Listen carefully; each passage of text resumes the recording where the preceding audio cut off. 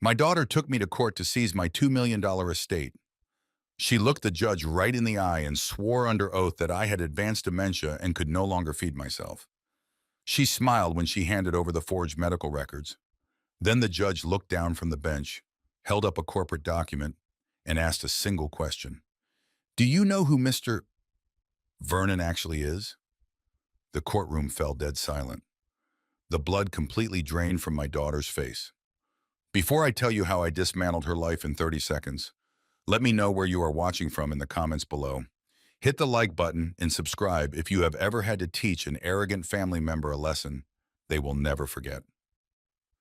The morning the ambush began, I was kneeling on my front porch replacing a rotted floorboard. I am 67 years old, but 40 years as a civil engineer means my hands still know how to work. The sun was hot and the neighborhood was quiet. A gray sedan pulled into my driveway. A man in a cheap, wrinkled suit stepped out holding a thick manila envelope. He did not introduce himself. He simply asked if I was Richard Vernon. When I nodded, he tossed the envelope onto the porch stairs, told me I had been officially served, and drove away. I wiped the sawdust from my hands and tore open the seal. The heavy stack of legal documents was topped with an emergency conservatorship. My eyes scanned the bold print. The petitioner was Melissa, my only daughter. The claims detailed in the petition made my blood run cold. She stated I was suffering from rapid cognitive decline. She claimed I frequently left the stove on, wandered the neighborhood at night, and was completely incapable of managing my own finances. She had asked the court to grant her immediate and total control over my life, my home, and my bank accounts. A sharp memory pierced through my shock. 2 years ago, Melissa sat weeping on my living room couch. Her husband, Todd, had started a logistics company that was on the verge of total collapse. She begged me for help, swearing it would be a one-time request to save their family. I liquidated a very safe-performing asset and handed them $500,000 in cash to keep Todd out of bankruptcy. They hugged me. They called me their savior. Now I was holding a piece of paper that declared I was a confused old man who needed to be locked away for his own good. I set the papers down on the porch rail. I needed to finish the repair before the wood warped. I drove my truck down to the local hardware store to buy a box of galvanized screws. I walked up to the register and handed the cashier my debit card. The machine beeped a loud, angry tone. Declined. I pulled out my primary credit card. Declined. The teenage cashier looked at me with a mixture of pity and annoyance. I stepped out of the line, my heart pounding against my ribs. I pulled up my banking app on my phone. A bright red banner stretched across the screen. My accounts were locked due to an emergency court injunction. They had not just filed papers, they had successfully severed my financial lifeline without ever looking me in the eye. I left the hardware store and drove straight to Melissa's neighborhood. She lived in an upscale gated community in a massive house that I had personally helped furnish with the money they supposedly could not afford to spend. I parked my truck aggressively in her pristine driveway. I did not pound on the door. I rang the bell once and waited. Melissa opened the door. The moment she saw me, her fake smile vanished. A flash of profound guilt crossed her eyes, but she quickly buried it beneath a hardened defensive glare. She did not say a word. She turned her back and walked away from the door, retreating toward her expansive kitchen. I stepped inside and followed her. I walked up to the granite island. I dropped the thick stack of legal papers right next to her expensive espresso machine. The heavy thud echoed in the silent room. I asked her to explain why she was trying to steal my life. Before she could answer, Todd strolled into the kitchen. He was wearing a designer golf polo and a perfectly rehearsed look of false sympathy. He stepped between me and my daughter. He put his hands up, adopting a patronizing tone, speaking to me slowly as if I were a frightened toddler. He told me to calm down. He said my memory was failing and that I was becoming a danger to myself. He claimed they were only doing this because they loved me and wanted to ensure I was safe in a proper medical facility. I did not raise my voice. I stared directly into Todd's eyes. I saw the greed dancing behind his fake concern. I realized instantly that Todd was the architect of this betrayal and Melissa was his willing accomplice. I asked them how they planned to pay for this supposed medical facility, considering they still owed me $500,000. Todd crossed his arms and let out a smug little laugh. He told me I did not need to worry about money anymore. He said they were taking over the burden of managing my assets.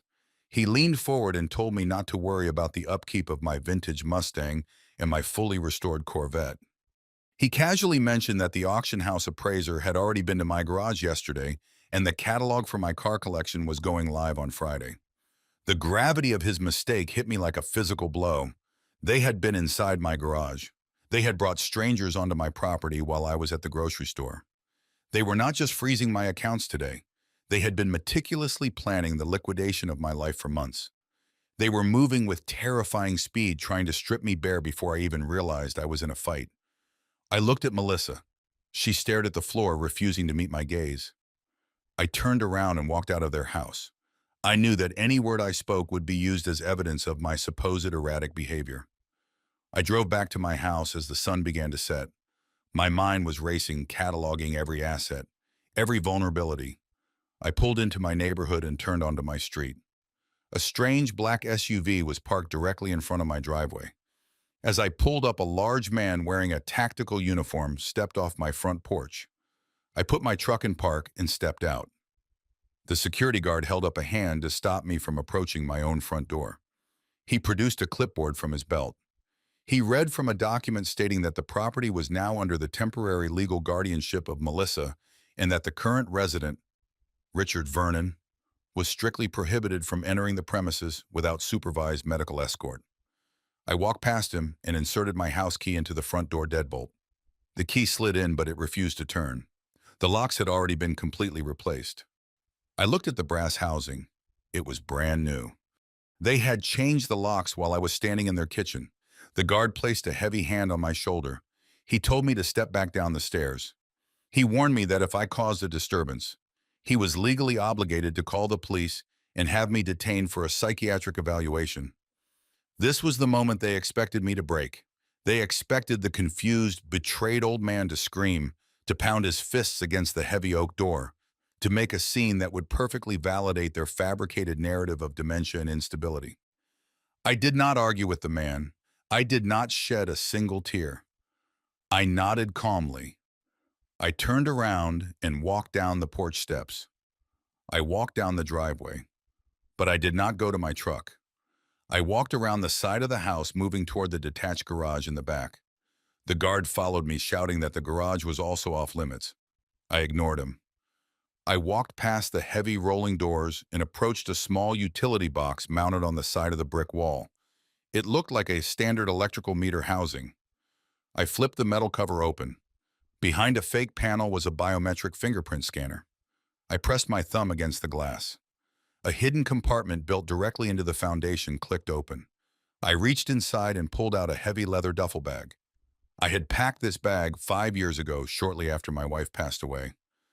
Recognizing that the world was unpredictable and that a man must always have a contingency plan, the guard stood 10 feet away, watching me with confusion. He did not know what to do because the court order covered the house, but I was not breaking into the house. I slung the bag over my shoulder. Inside that bag was a burner phone registered under a fake corporation. There was an untraceable encrypted laptop. There was $10,000 in unmarked cash. And most importantly, there was the physical master ledger and the authentication keys for Apex Holdings, a commercial real estate entity that my daughter did not even know existed. I walked back to my truck. I threw the bag onto the passenger seat. I started the engine and drove away from the home I had lived in for 30 years. I did not look back in the rearview mirror. I drove to the edge of the city, far away from my daughter's pristine suburban bubble. I pulled into the parking lot of a modest fading motel situated next to a noisy highway overpass. I walked into the lobby and paid for a week in advance using the cash from my bag.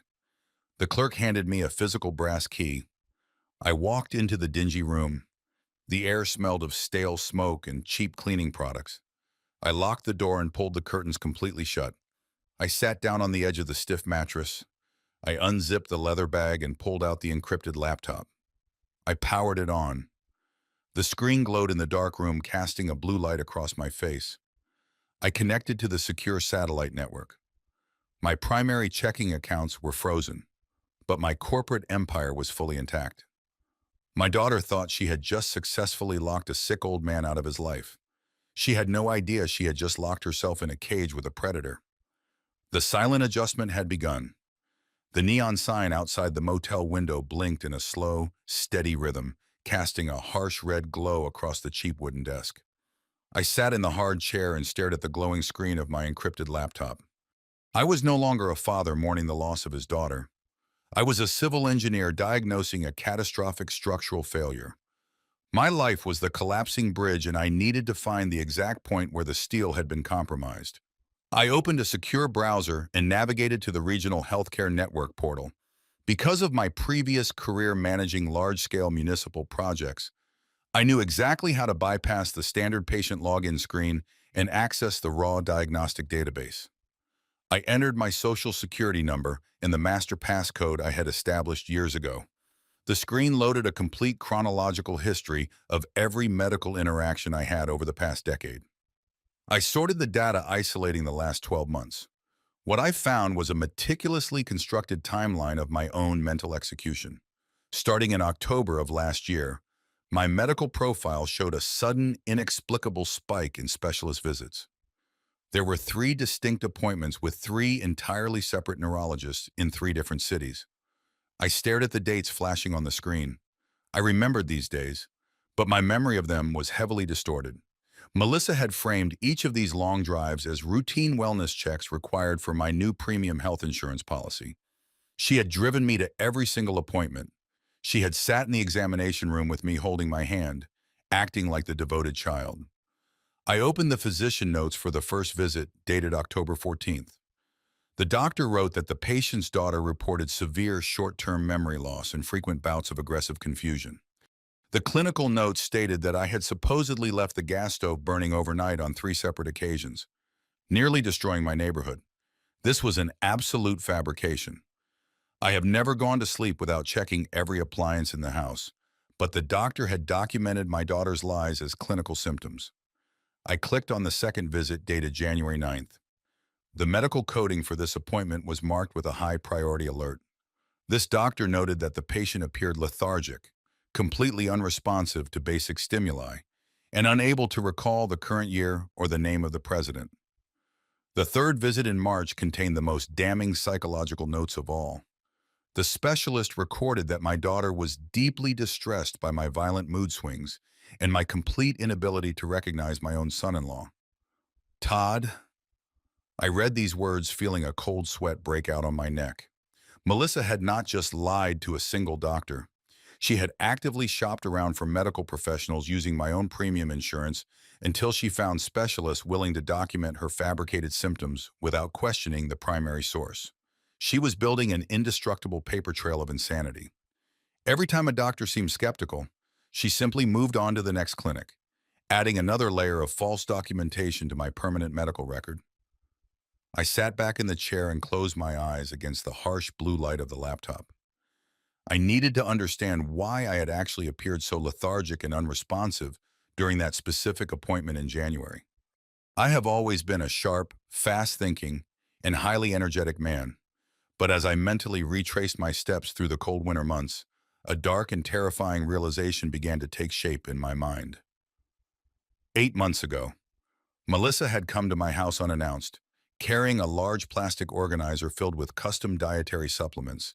She told me she was deeply worried about my declining energy levels. She cried real tears in my kitchen, insisting that I take these expensive, imported vitamins every single morning to protect my immune system. She even made a habit of calling me every day at exactly 9 o'clock to make sure I had swallowed the thick green capsules while she listened on the phone. I vividly remembered the heavy, crushing fatigue that would set in exactly 1 hour after taking those pills. I remembered the thick, heavy fog that clouded my brain, making it nearly impossible to read a simple newspaper article or focus on a television news broadcast. I remembered sleeping straight through my blaring alarm clock, which I had never done a single time in my entire 40-year professional career. The days I visited those 3 separate neurologists were the exact days she had personally visited my house to hand me double doses of those specific green pills claiming I looked exceptionally tired and needed an extra boost for the long drive. I opened my eyes and stared at the cracked paint on the motel wall. My daughter had not been protecting my health. She had been chemically engineering my dementia. She had systematically poisoned me with heavy, unregulated sedatives to ensure I would perform perfectly like a confused, failing old man in front of the medical professionals. The betrayal was so deep and so absolute that it transcended any normal feeling of parental anger. It was pure, cold-blooded, predatory calculation. She had weaponized my trust against me. Every cup of tea she poured, every vitamin she handed me, every time she held my hand in the waiting room was a calculated step towards stealing my life. I did not scream. I did not throw the laptop against the wall. The silent adjustment within my mind was complete. The father who loved Melissa died in this cheap motel room. Only the architect remained. I turned my attention back to the laptop screen and leaned forward. I scrolled past the clinical notes and opened the legal attachments section of my centralized medical file. There was a newly uploaded document at the very top of the list, flagged with a bright red priority marker. The title of the document read, Sworn Psychiatric Affidavit of Incapacity. I clicked the file and read the text with clinical detachment. It was signed by a private psychiatrist named Dr. Alan Bergman. I had never met this man in my entire life. I had never stepped foot inside his psychiatric clinic. Then a sudden chilling memory surfaced from the fog. 2 weeks ago, Melissa had brought a tablet computer to my house. She said a medical insurance representative needed to ask me a few standard questions to verify my ongoing coverage and ensure my premiums would not increase. I had sat in front of the screen for 10 minutes answering simple questions about my address, my date of birth, and my daily routine while Melissa stood silently behind the camera lens. That man on the screen was not an insurance representative. That was Dr. Bergman conducting a remote psychiatric evaluation under entirely false pretenses. I had been heavily sedated from the morning dose of her green pills during that exact video call. The document currently glowing on my screen was a legally binding weapon. Dr. Bergman had testified under penalty of perjury that he had personally evaluated me and determined that I suffered from advanced irreversible neurodegenerative disease. He explicitly declared that I lacked the fundamental cognitive capacity to make even the most basic medical, financial, or personal decisions regarding my own welfare. The final paragraph was the absolute death blow. He officially recommended to the state court that my daughter Melissa be granted immediate and permanent legal conservatorship over my physical body and my entire $2 million estate. The trap was not just set, it had already been sprung with devastating precision. This specific affidavit was the exact weapon Todd and Melissa had used to convince the judge to freeze my bank accounts and lock me out of my own house earlier today. The civil court had accepted this fraudulent psychiatric document as absolute medical truth. Legally speaking, Richard Vernon no longer existed as a free, independent American citizen. I was now legally categorized as a ward of the state, completely trapped in a bureaucratic cage built by my own flesh and blood. They had erased my autonomy with a single forged signature. I stared at the electronic seal at the bottom of the affidavit. If I walked into a police station right now and tried to report this crime, the officers would simply pull up this exact document in their database. They would see a legally certified crazy person ranting about a conspiracy involving poison vitamins. They would immediately call my daughter to come pick me up, and she would have me legally committed to a locked memory care ward by midnight. I could not fight this battle using the standard rules of society because society currently believed I was entirely broken. I needed a weapon that operated completely outside the boundaries of my personal identity. I closed the medical portal and wiped the browser history clean. I reached into my heavy leather bag and pulled out the encrypted cellular phone I had kept hidden for years. I dialed a secure unlisted number that bypassed all standard commercial networks. The phone rang twice before a sharp professional voice answered on the other end. The medical trail was completely mapped out, and the evidence of their betrayal was undeniable. It was now time to follow the money and locate the financial vulnerability that would allow me to burn their stolen empire to the ground. The secure cellular phone felt heavy in my hand. I dialed the private line of Bradley Collins. Bradley was my corporate attorney and the chief legal architect for Apex Holdings. He did not handle petty family disputes or draft simple wills. He managed hostile takeovers, corporate liquidations, and high-stakes financial warfare. We had worked together for over 15 years in complete secrecy.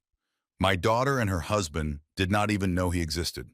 They believed my only legal representation was a retired small-town lawyer who handled my property taxes. They were entirely unaware that I had a legal predator on retainer. Bradley answered on the second ring. I did not waste time with pleasantries. I told him my daughter had filed a fraudulent emergency conservatorship and locked me out of my personal bank accounts. I told him about the forged medical records and the corrupt psychiatrist. Bradley did not express sympathy. Sympathy is useless in a war. He simply asked what I needed him to do. I instructed him to deploy his forensic accounting team. I wanted a complete and total financial autopsy of Todd and his supposedly struggling logistics company. I wanted every bank statement, every tax return, every hidden debt, and every shell corporation laid bare. Bradley told me he would call me back by midnight and hung up the phone. I spent the next 6 hours pacing the floor of the cheap motel room. The walls were thin and I could hear the constant roar of highway traffic outside. It was a stark contrast to the quiet comfort of the home I had built, the home I was currently exiled from. But I did not feel sorry for myself. I felt a cold, calculated focus settling over my mind. If Todd and Melissa were willing to chemically sedate me and legally erase my existence, they were hiding a desperation that went far beyond basic greed. Greed is patient. Desperation is reckless. I knew Todd had made a mistake, and I knew Bradley would find it. The encrypted phone vibrated on the cheap wooden desk exactly at midnight. I picked it up. Bradley did not say hello. He immediately began listing a series of catastrophic financial figures. The logistics company Todd had founded was not just struggling to find clients. It was completely bankrupt and functioning as a massive criminal liability. Todd had not made a legitimate profit in over 3 years. The entire operation was a hollow shell kept alive by a continuous cycle of fraudulent accounting. Bradley explained the exact mechanics of the crime. Todd had convinced a group of private angel investors to inject millions of dollars into his company to expand his fleet of transport trucks. But Todd never bought a single truck. Instead, he diverted those investment funds into a series of offshore shadow accounts. He used that stolen money to fund the lavish lifestyle he and my daughter enjoyed. The gated mansion, the designer clothes, the country club memberships, and the expensive cars were all paid for with embezzled investor capital. My son-in-law was not a struggling entrepreneur. He was a high-level thief running a sophisticated Ponzi scheme. The situation was far worse than a simple failed business. Bradley revealed that the primary investors had grown suspicious of Todd's constant excuses and his refusal to produce physical assets. 2 weeks ago, they had officially demanded a comprehensive independent audit of the logistics company. They had hired an external accounting firm to review every single transaction Todd had made over the last 4 years. The audit was scheduled to begin at the end of this month. The moment those auditors opened Todd's books, they would instantly discover the missing millions. They would see the money flowing directly from the corporate accounts into his personal pockets. Todd was staring straight down the barrel of a massive federal indictment. Embezzling private investor funds on that scale carried a mandatory minimum sentence of 20 years in federal prison. Todd was not just trying to steal my money to buy another luxury car. He was fighting for his actual freedom. He needed a massive injection of liquid cash immediately to replace the stolen funds before the auditors arrived and uncovered the fraud. Legitimate banks had already blacklisted him. Bradley found a trail of rejected loan applications from every major financial institution in the state. Todd's credit was completely toxic, and his company had no physical assets to use as leverage. Desperate men who are locked out of the light always turn to the dark. Todd had gone to the gray market. He had approached a ruthless private equity firm known for providing massive predatory bridge loans to desperate clients. This firm did not care about credit scores or ethical business practices. They only cared about absolute guaranteed collateral. This was the exact point where my blood ran completely cold. Bradley sent a secure document directly to my laptop screen.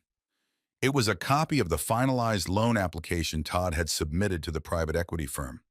Todd had requested a bridge loan of $1.5 million. in the section demanding collateral. Todd had not listed his house or his business. He had listed my personal estate.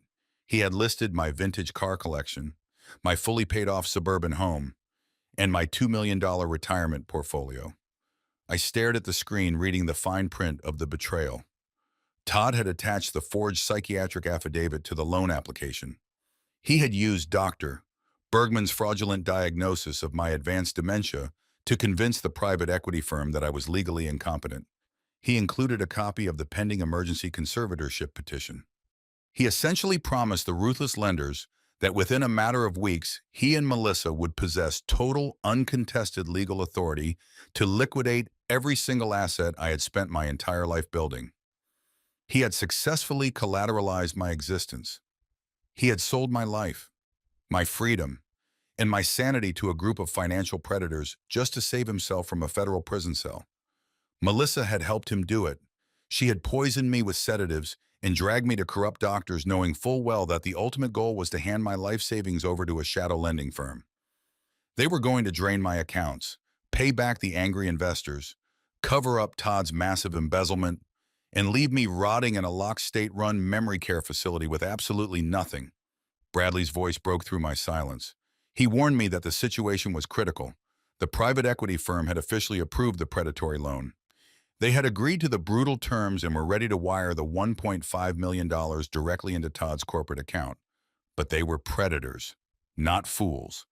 They had inserted a final execution clause into the contract.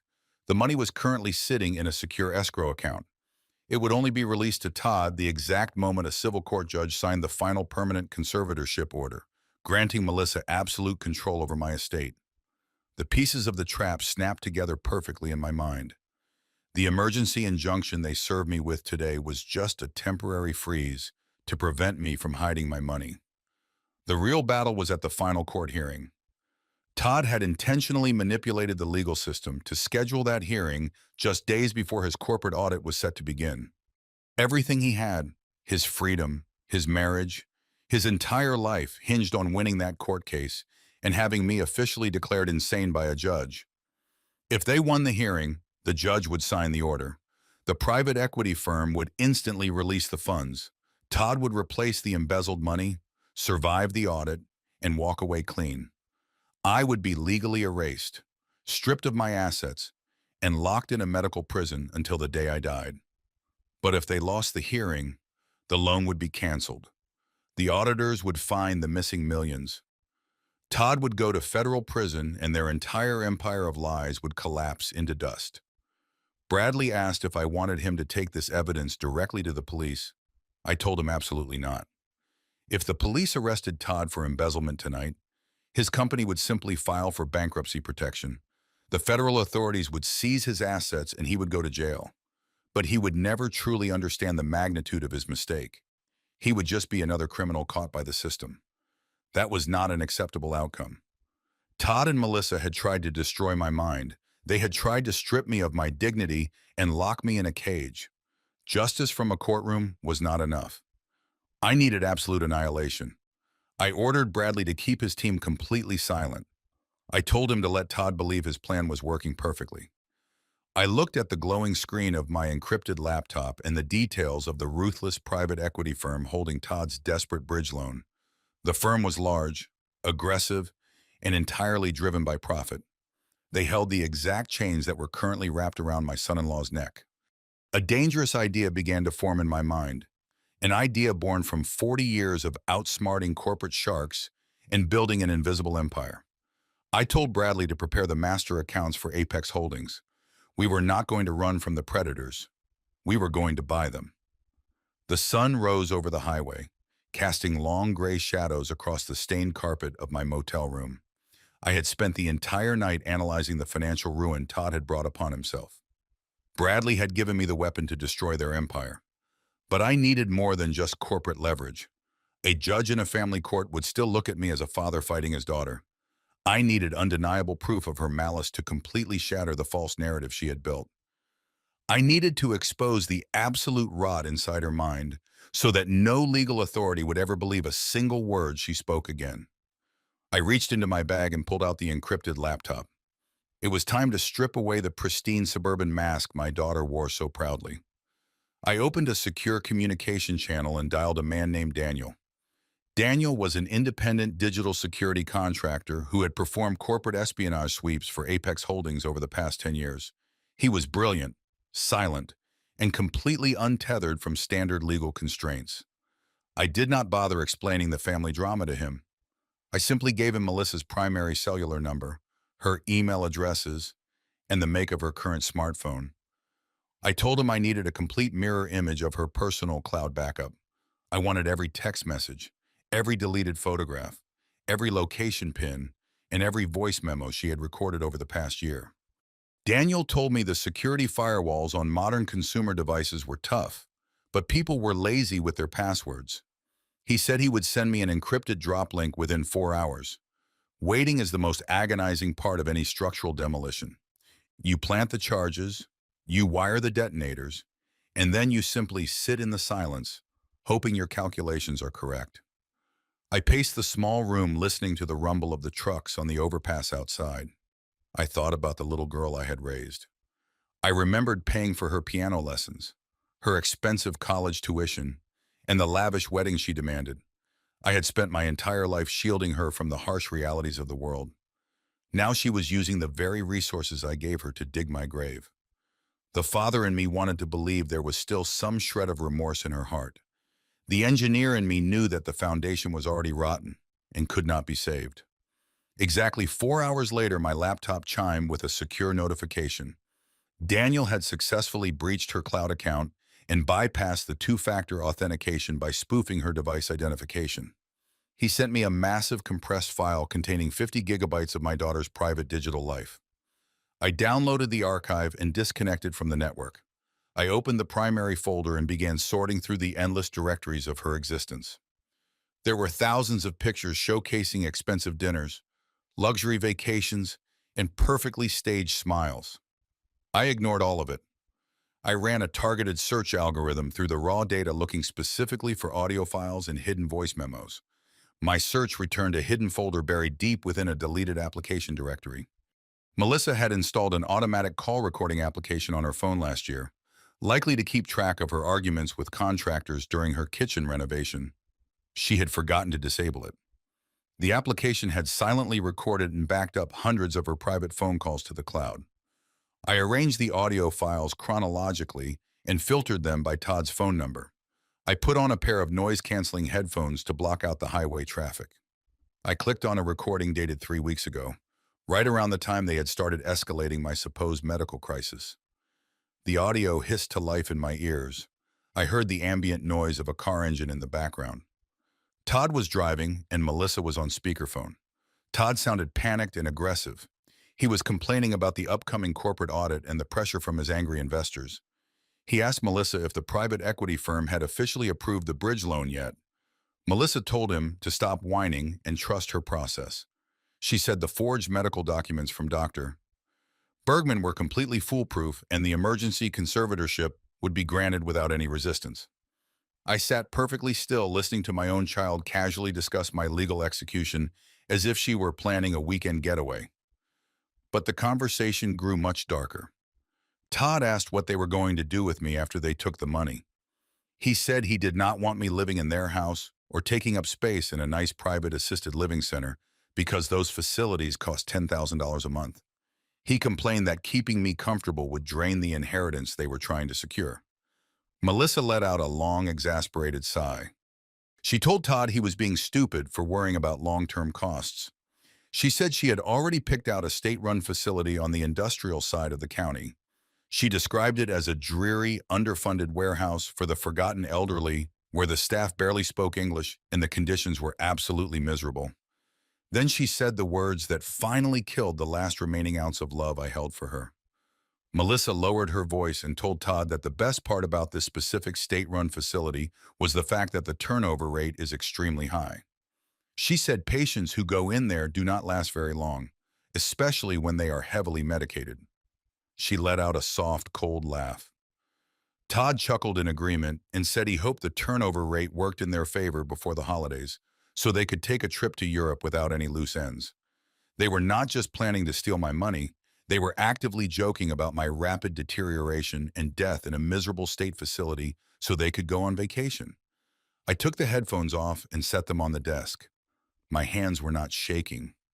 My breathing was completely steady. The profound sadness that had weighed on my chest for the past 2 days completely evaporated. It was replaced by a cold titanium resolve. I exported the audio files onto a secure external drive.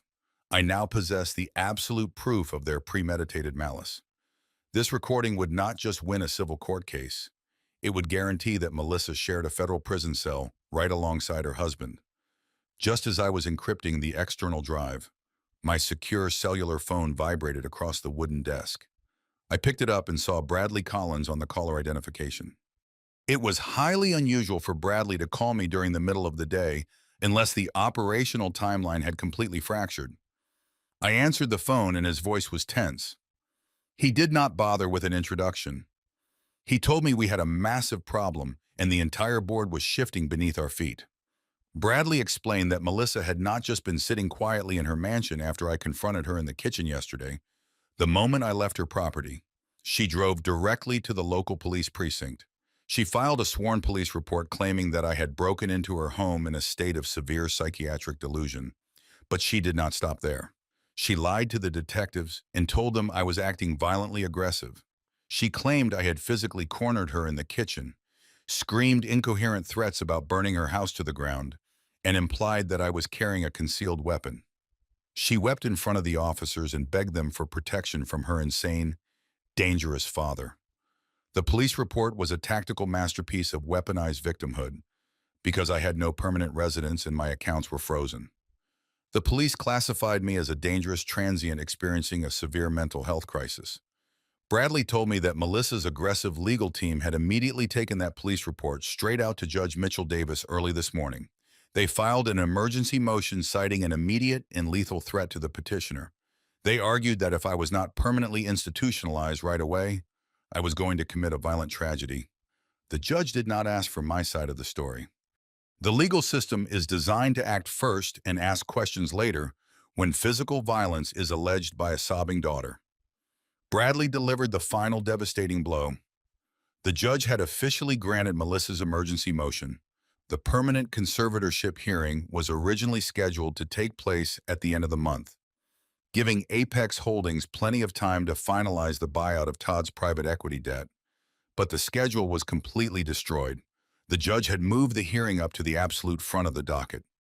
Bradley paused, letting the reality of the situation sink in. He told me the hearing was no longer weeks away.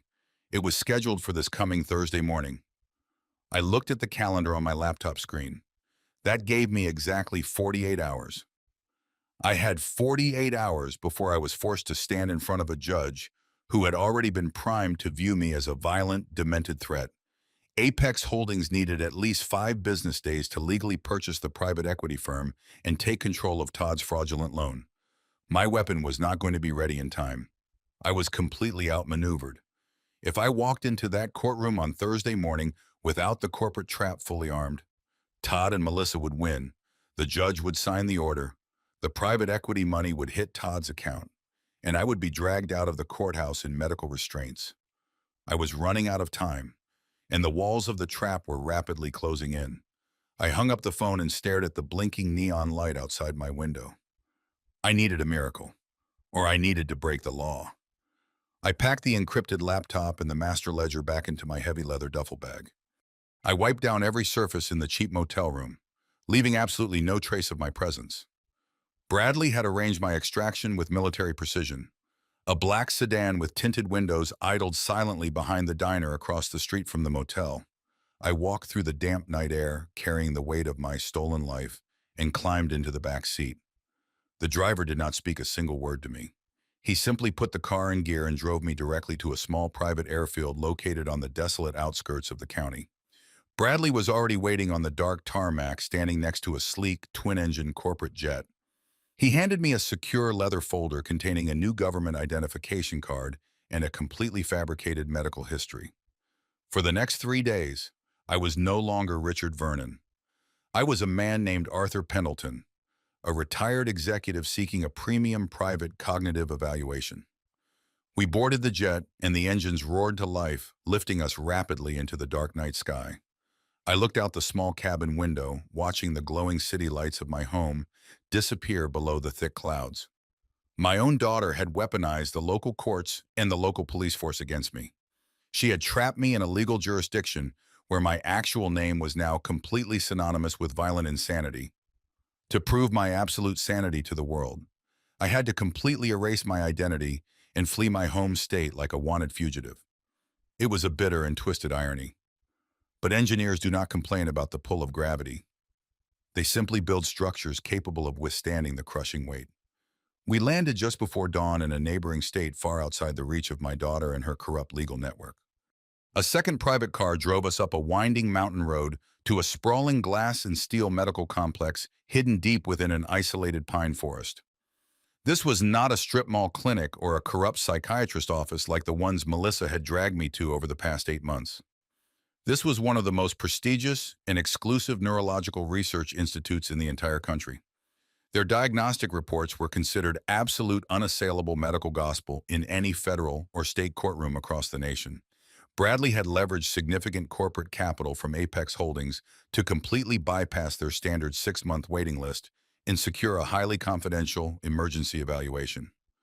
I walked through the automated glass doors into a pristine lobby that smelled of sterile alcohol and quiet, efficient authority. I was immediately greeted by the chief of neurology, a sharp, intelligent doctor who did not look at me with pity or fake sympathy. He looked at me like a complex machine that required a precise and objective diagnostic baseline. I handed him my forged identification, and he escorted me directly to a secure private research wing. For the next 72 hours, I was completely cut off from the outside world. There were no cellular phones allowed, no televisions, and absolutely no outside distractions. There was only the cold clinical pursuit of the absolute truth. The testing began immediately, and it was brutally exhaustive. Melissa had relied on a fraudulent 10-minute video call to declare me legally incompetent and strip me of my human rights. The Institute required 3 consecutive days of rigorous intellectual, physical, and psychological trials to establish a true cognitive baseline. They placed me inside massive magnetic resonance imaging machines for hours, mapping the complex electrical pathways of my brain. They drew dozens of vials of blood testing for every conceivable metabolic anomaly, vitamin deficiency, and genetic marker associated with cognitive decline. I sat in a brightly lit examination room for hours answering complex mathematical puzzles, spatial reasoning tests, and deep memory retention exercises. The neuropsychologist pushed my mind to its absolute limits, trying to find a single microscopic fracture in my cognitive foundation. They asked me to recite long random sequences of numbers backwards, to identify obscure visual patterns embedded in noise, and to solve complex logic equations under artificial time constraints designed to induce panic. I did not falter a single time. I leaned completely into the challenge. I approached every single test with a cold, calculating precision of a master civil engineer analyzing a critical load-bearing blueprint. I had spent my entire life building massive bridges and towering skyscrapers that had to withstand earthquakes and hurricanes. A few psychological logic puzzles were not going to break me. I focused all my quiet rage and all my deep betrayal into a pure, razor-sharp concentration. Every correct answer I provided was a solid, heavy brick in the fortress I was currently building to crush my daughter. Every perfectly solved spatial equation was a permanent iron nail in her legal coffin. The doctors seemed increasingly surprised by my relentless speed and absolute accuracy, noting in their charts that my cognitive function was not just normal, but exceptionally high for a man of any age. I was outperforming their baseline metrics across every single category. On the late afternoon of the third day, the chief of neurology called me and Bradley into his private, secure office. He sat down behind a large polished oak desk and opened a thick, heavy medical file. He looked at me with a profound professional gravity that demanded absolute silence in the room. He stated categorically that there was absolutely no evidence of neurodegenerative disease, early onset dementia, or any form of cognitive decline. He turned the laptop screen toward me, showing the high-resolution scans of my brain. He told me the physical structures of my mind were pristine and my memory retention was completely flawless. He officially declared that the fraudulent diagnosis provided by Dr. Bergman was medically impossible and scientifically absurd. But the neurologist did not stop there. He pulled out a separate sheet of paper printed on bright red laboratory stationery and placed it carefully on the desk. He explained that the exhaustive toxicological blood panels had uncovered something deeply concerning and highly dangerous. The laboratory technicians had found microscopic residual traces of a powerful synthetic chemical compound embedded deep within my fat cells. He read the long chemical name of the drug aloud. It was a heavy industrial-grade tranquilizer typically used in locked psychiatric wards to chemically subdue violently psychotic patients. It was an incredibly dangerous substance that was strictly regulated and absolutely not something a person could buy over the counter or accidentally ingest from a bad piece of food. The neurologist explained the severe side effects of the drug. He told me that prolonged daily exposure to this specific chemical would cause profound physical lethargy, severe memory fragmentation, temporary facial paralysis, and behavioral symptoms that completely mimicked the devastating effects of advanced dementia. He looked me directly in the eye and told me the terrifying truth. Someone had been systematically and intentionally poisoning me with heavy sedatives for months. The medical proof of her absolute evil was finally resting in my hands. The heavy sedatives, the supposedly healthy green vitamin pills Melissa had forced me to swallow every single morning, were now scientifically documented by the most respected medical institution in the country. The neurologist leaned forward and offered to contact the federal authorities immediately on my behalf. He stated with absolute conviction that this was a clear documented case of premeditated attempted murder and severe criminal elder abuse. As I looked at the red laboratory report resting on the wooden desk, the emotional temptation to let him pick up the phone and make that call was incredibly overwhelming. If I went to the police right now armed with this unassailable medical evidence, Melissa would be arrested before the sun went down. She would be ripped from her pristine suburban mansion in handcuffs, and the fraudulent conservatorship hearing would be instantly destroyed. The nightmare would legally end today. But the cold strategic part of my mind, the silent architect who had survived decades of brutal corporate warfare, immediately saw the fatal structural flaw in that emotional reaction. If the police arrested Melissa today, the emergency court hearing scheduled for Thursday morning would be immediately canceled. Todd would instantly realize that his entire criminal scheme had collapsed. He would know that I was free and that his private equity bridge loan was never going to be funded.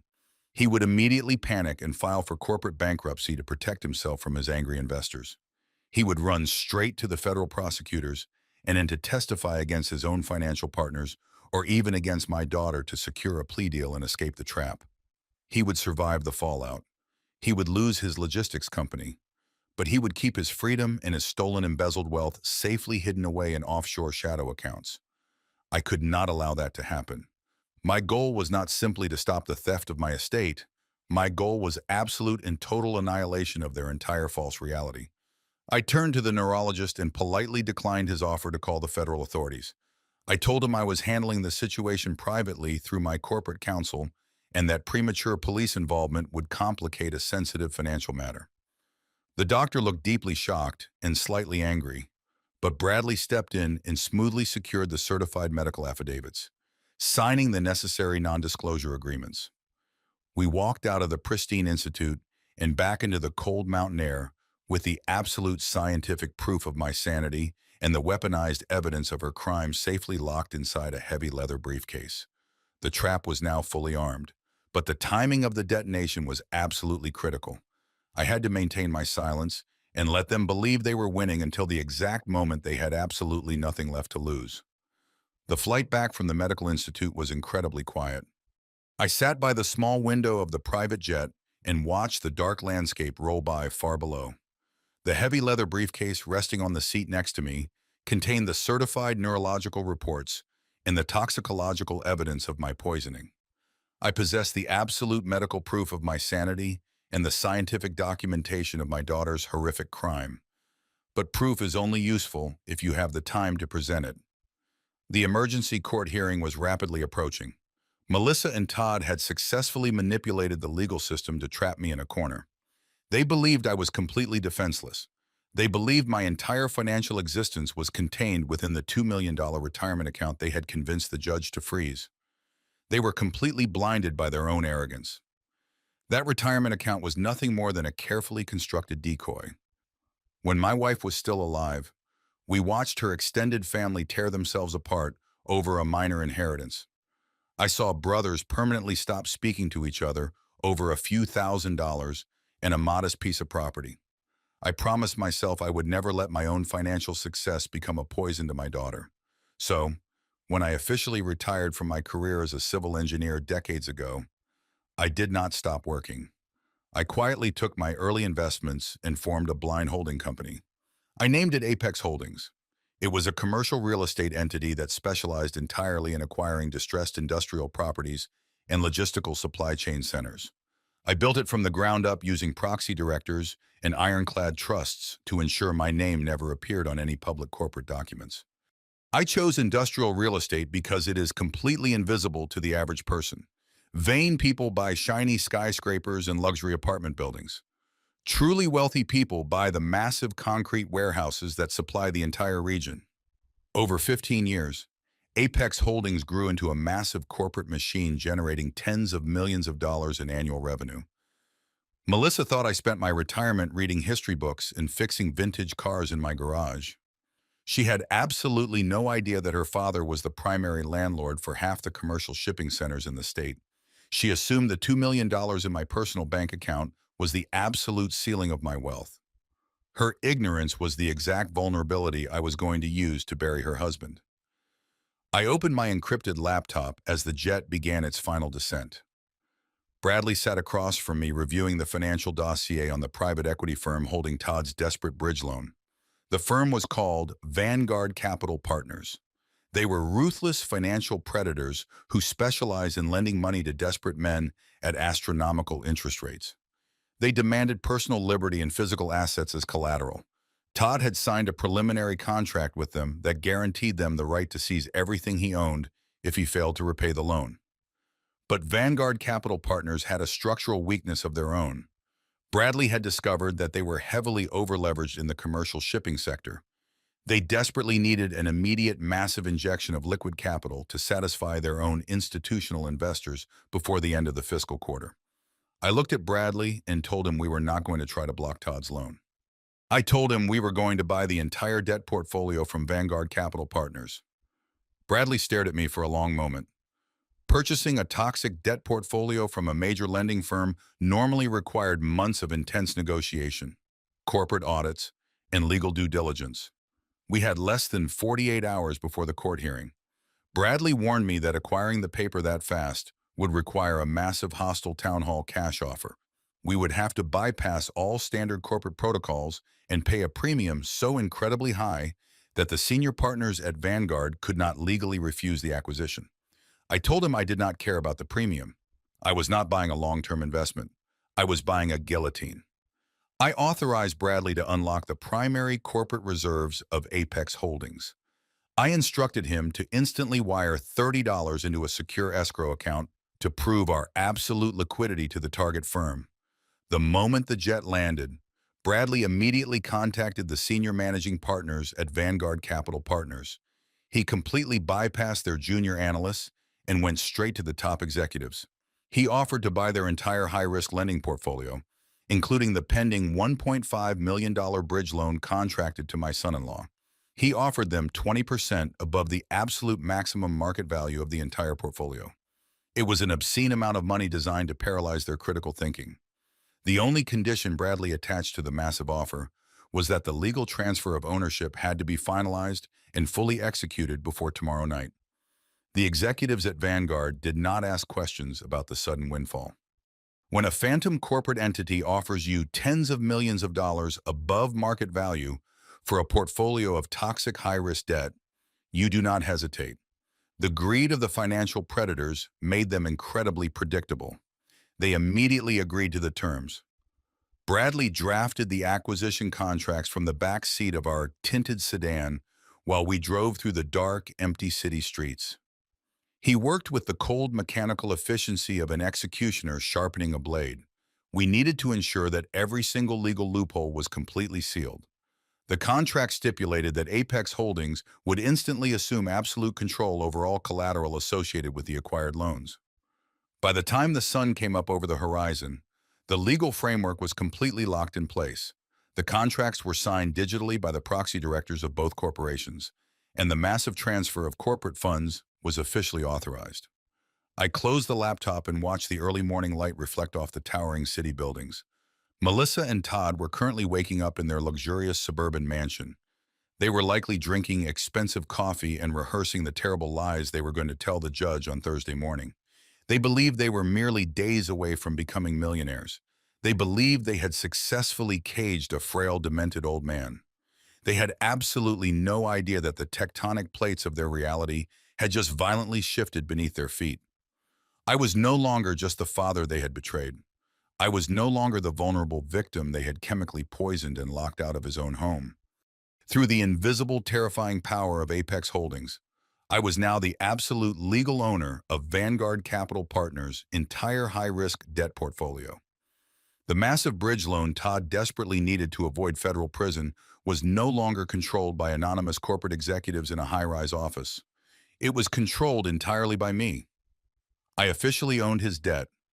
I owned the primary lien on his fraudulent logistics business. I held the absolute legal right to demand immediate repayment the exact second he defaulted on any of the terms. He had mortgaged his entire life to escape a federal prison cell, and he had unknowingly handed the only key directly to the man he was actively trying to destroy.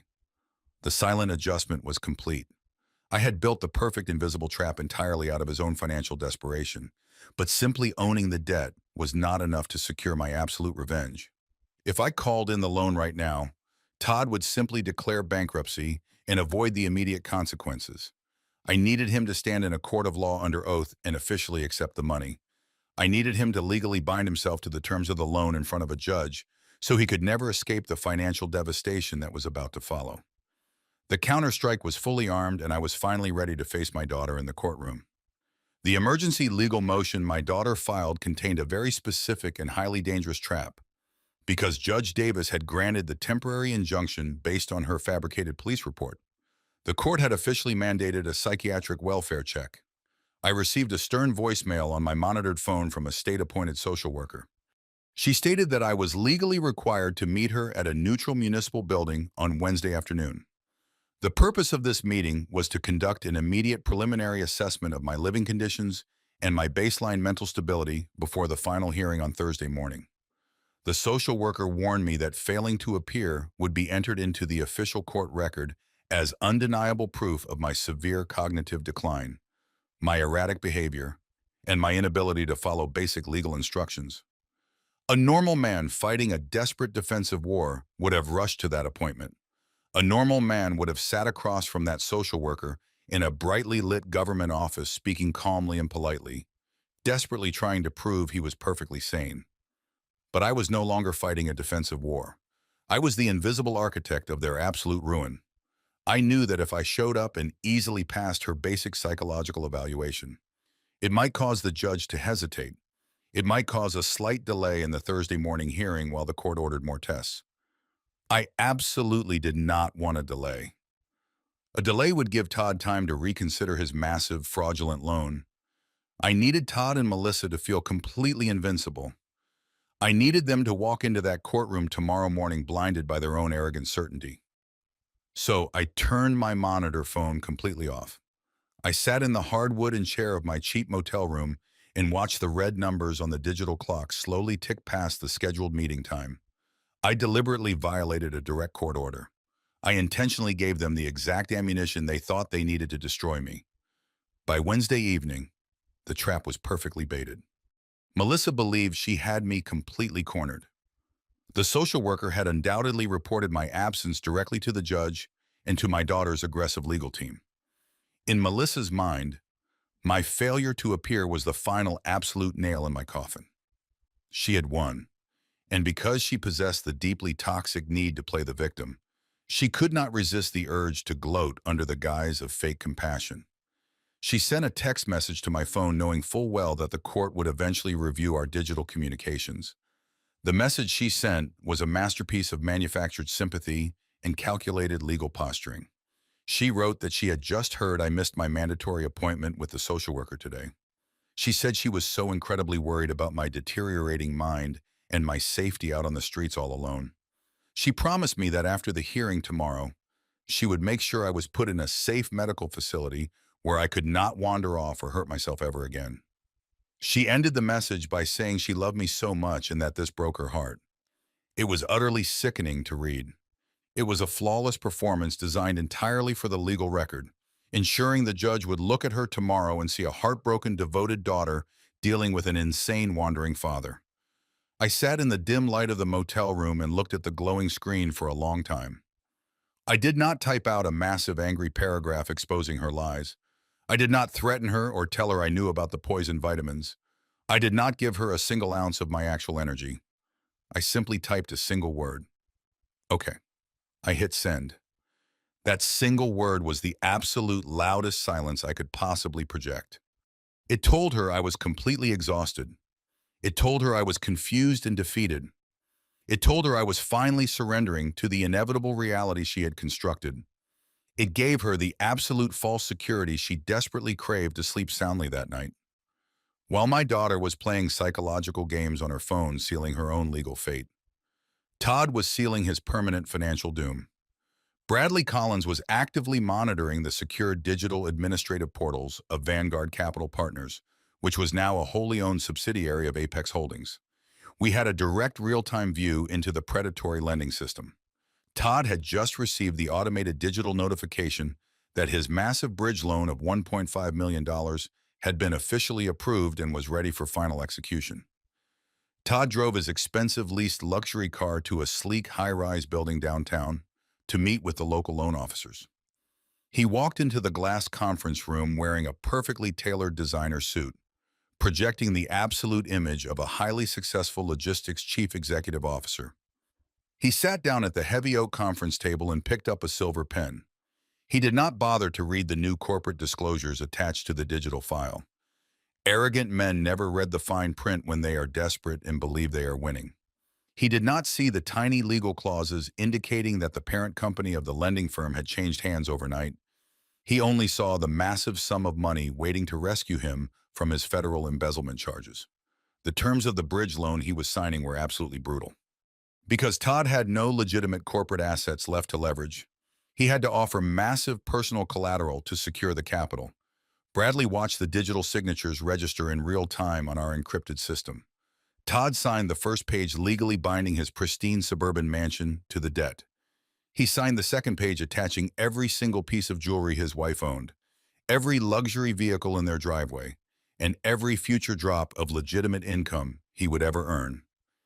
He signed the third page completely waiving his right to a standard legal foreclosure process if he defaulted on the payments. He was legally agreeing to immediate and absolute asset seizure without any court intervention or legal defense. He was literally signing his entire physical existence away to a shadow corporation. And his final piece of collateral, the core guarantee that made the entire predatory loan possible, was his sworn legal statement that his wife was exactly 12 hours away from gaining absolute legal control of Richard Vernon's $2 million estate. He guaranteed the loan with my money. He signed his name with a confident flourish. He stood up and shook the hands of the loan officers. He smiled his perfect rehearsed smile, completely unaware that he had just handed the absolute master key to his entire life directly to the man he was currently trying to lock in a psychiatric ward. The loan documents were fully executed, legally sealed, and permanently binding. Bradley sent me the finalized digital copies directly to my laptop. I stared at Todd's signature glowing on the screen. The trap was now fully locked. There was absolutely no way out for him. He was legally chained to a massive debt he could never possibly repay without liquidating my personal retirement accounts. But the money was not released to him yet. The $1.5 million was currently sitting in a locked secure escrow account controlled entirely by Apex Holdings. The final execution clause of the contract was incredibly clear and incredibly dangerous. The massive funds would automatically transfer into Todd's corporate bank account the exact minute Judge Mitchell Davis signed the final permanent conservatorship order tomorrow morning. Todd's freedom from federal prison, his marriage, his mansion, and his entire life now hinged entirely on winning that court case. He had pushed all of his stolen chips into the center of the table. He was betting his absolute existence on proving my insanity to a family court judge. If he won, he got the money and survived. If he lost, he was legally bound to a predatory loan. He could not pay. His house would be instantly seized by my corporation, and the federal auditors would discover his massive embezzlement the very next week. The sun finally set on Wednesday evening, casting long, dark shadows across the cheap motel room. I closed my encrypted laptop and packed it carefully into my heavy leather bag. I walked over to the small closet and laid out the cheap, wrinkled suit I had worn the day the process server ambushed me on my porch. I needed to look exactly the way they expected me to look tomorrow. I needed to look frail, tired, and utterly defeated. The corporate board was perfectly set. The financial predators were starving for their money. The bait was fully taken by my arrogant family, and the invisible guillotine was raised to the absolute highest point. All that was left to do was let the blade drop. The final countdown to the courtroom had begun. The heavy rain lashed against the thin glass of my motel window, washing away the grime of the city streets. It was Wednesday night, the final hours before the courtroom battle. I sat alone at the small wooden desk, illuminated only by the harsh yellow light of a single exposed bulb. The room smelled of old dust and cheap cleaning chemicals. Spread out before me were 3 massive leather binders. Bradley Collins had delivered them an hour ago under the cover of darkness. He walked into the motel room completely silent and placed the weapons of my daughter's destruction directly into my hands. I ran my fingers over the thick stacks of heavy legal paper. I was wearing the cheap, wrinkled gray suit I planned to wear to the hearing tomorrow. I needed to feel the rough fabric against my skin. I needed to fully embrace the physical disguise of the frail, defeated old man they so desperately expected to see. I opened the first binder. It contained the finalized acquisition records of Vanguard Capital Partners. Seeing my hidden corporate entity listed as the absolute legal owner of their predatory debt brought a cold, familiar memory to the surface of my mind. I had not always been this calculating. I had not always viewed the world through the lens of absolute leverage. In the late 1990s, I was a naive structural engineer trying to launch my first independent construction firm. I had partnered with a man named David, who I trusted like a biological brother. We spent 2 years bidding on contracts and finally won a massive municipal project to build a regional transit hub. I thought we were building an empire together. But David was secretly funneling our corporate operating capital into his own private shadow accounts. He left my firm entirely exposed to our material suppliers and our creditors. He intentionally tried to force me into personal bankruptcy so he could buy my shares for absolute pennies and take sole credit for the transit project. He almost succeeded. I spent weeks staring at the ceiling, unable to sleep, wondering how someone I loved could look me in the eye and steal my livelihood. But David made one fatal miscalculation. He focused entirely on the liquid cash inside the company bank accounts, and he completely ignored the physical assets. He did not know that months prior I had quietly purchased the actual commercial land situated directly beneath the transit hub project using a blind trust. When he finally tried to lock me out of our own company headquarters, I simply locked him out of the massive construction site. I legally evicted his work crews and seized all the heavy machinery stationed on my property. He lost everything in a single day because he forgot the most fundamental rule of structural engineering. You must always own the solid ground your enemies walk on. That brutal betrayal in the 1990s fundamentally changed me. It taught me that blind trust is a dangerous liability and that absolute financial leverage is the only true security in this world. I built Apex Holdings entirely on that exact philosophy. I spent the next 3 decades quietly buying the concrete foundations of the commercial world. I ensured that no partner, no competitor, and no bank could ever pull the earth from beneath my feet again. Now, sitting in this dark motel room, I was forced to apply that exact same ruthless corporate doctrine to my own flesh and blood. Melissa thought she was fighting a lonely retired old man who forgot to turn off his kitchen stove. She did not realize she had declared war on the invisible architect, who had spent 30 years learning how to completely dismantle his enemies from the ground up. I pushed the first binder aside and opened the second.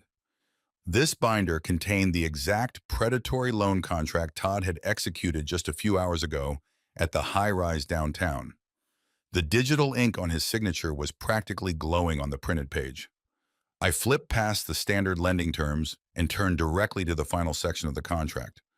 This was the immediate execution clause Todd had blindly signed in his desperate rush to secure the $1.5 million. Because he possessed no legitimate corporate assets, he had been forced to waive every standard consumer protection right. He had legally waived his right to a standard 30-day foreclosure notice. He had agreed to an immediate and absolute asset seizure in the event of any material misrepresentation of his collateral. His entire multi-million-dollar loan was guaranteed by a single fatal promise.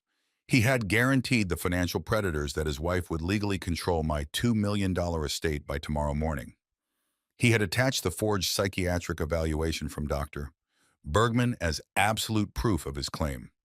But I held the certified neurological reports from the National Institute proving that her entire legal petition was a massive documented fraud. That meant Todd had officially secured a massive loan using entirely fraudulent and criminal collateral. Under the brutal ironclad terms of his own signed contract that constituted an immediate unforgivable default of the loan. I took a heavy silver pen from my inside jacket pocket. I turned to the final pages of the binder. These were the corporate asset seizure authorization forms.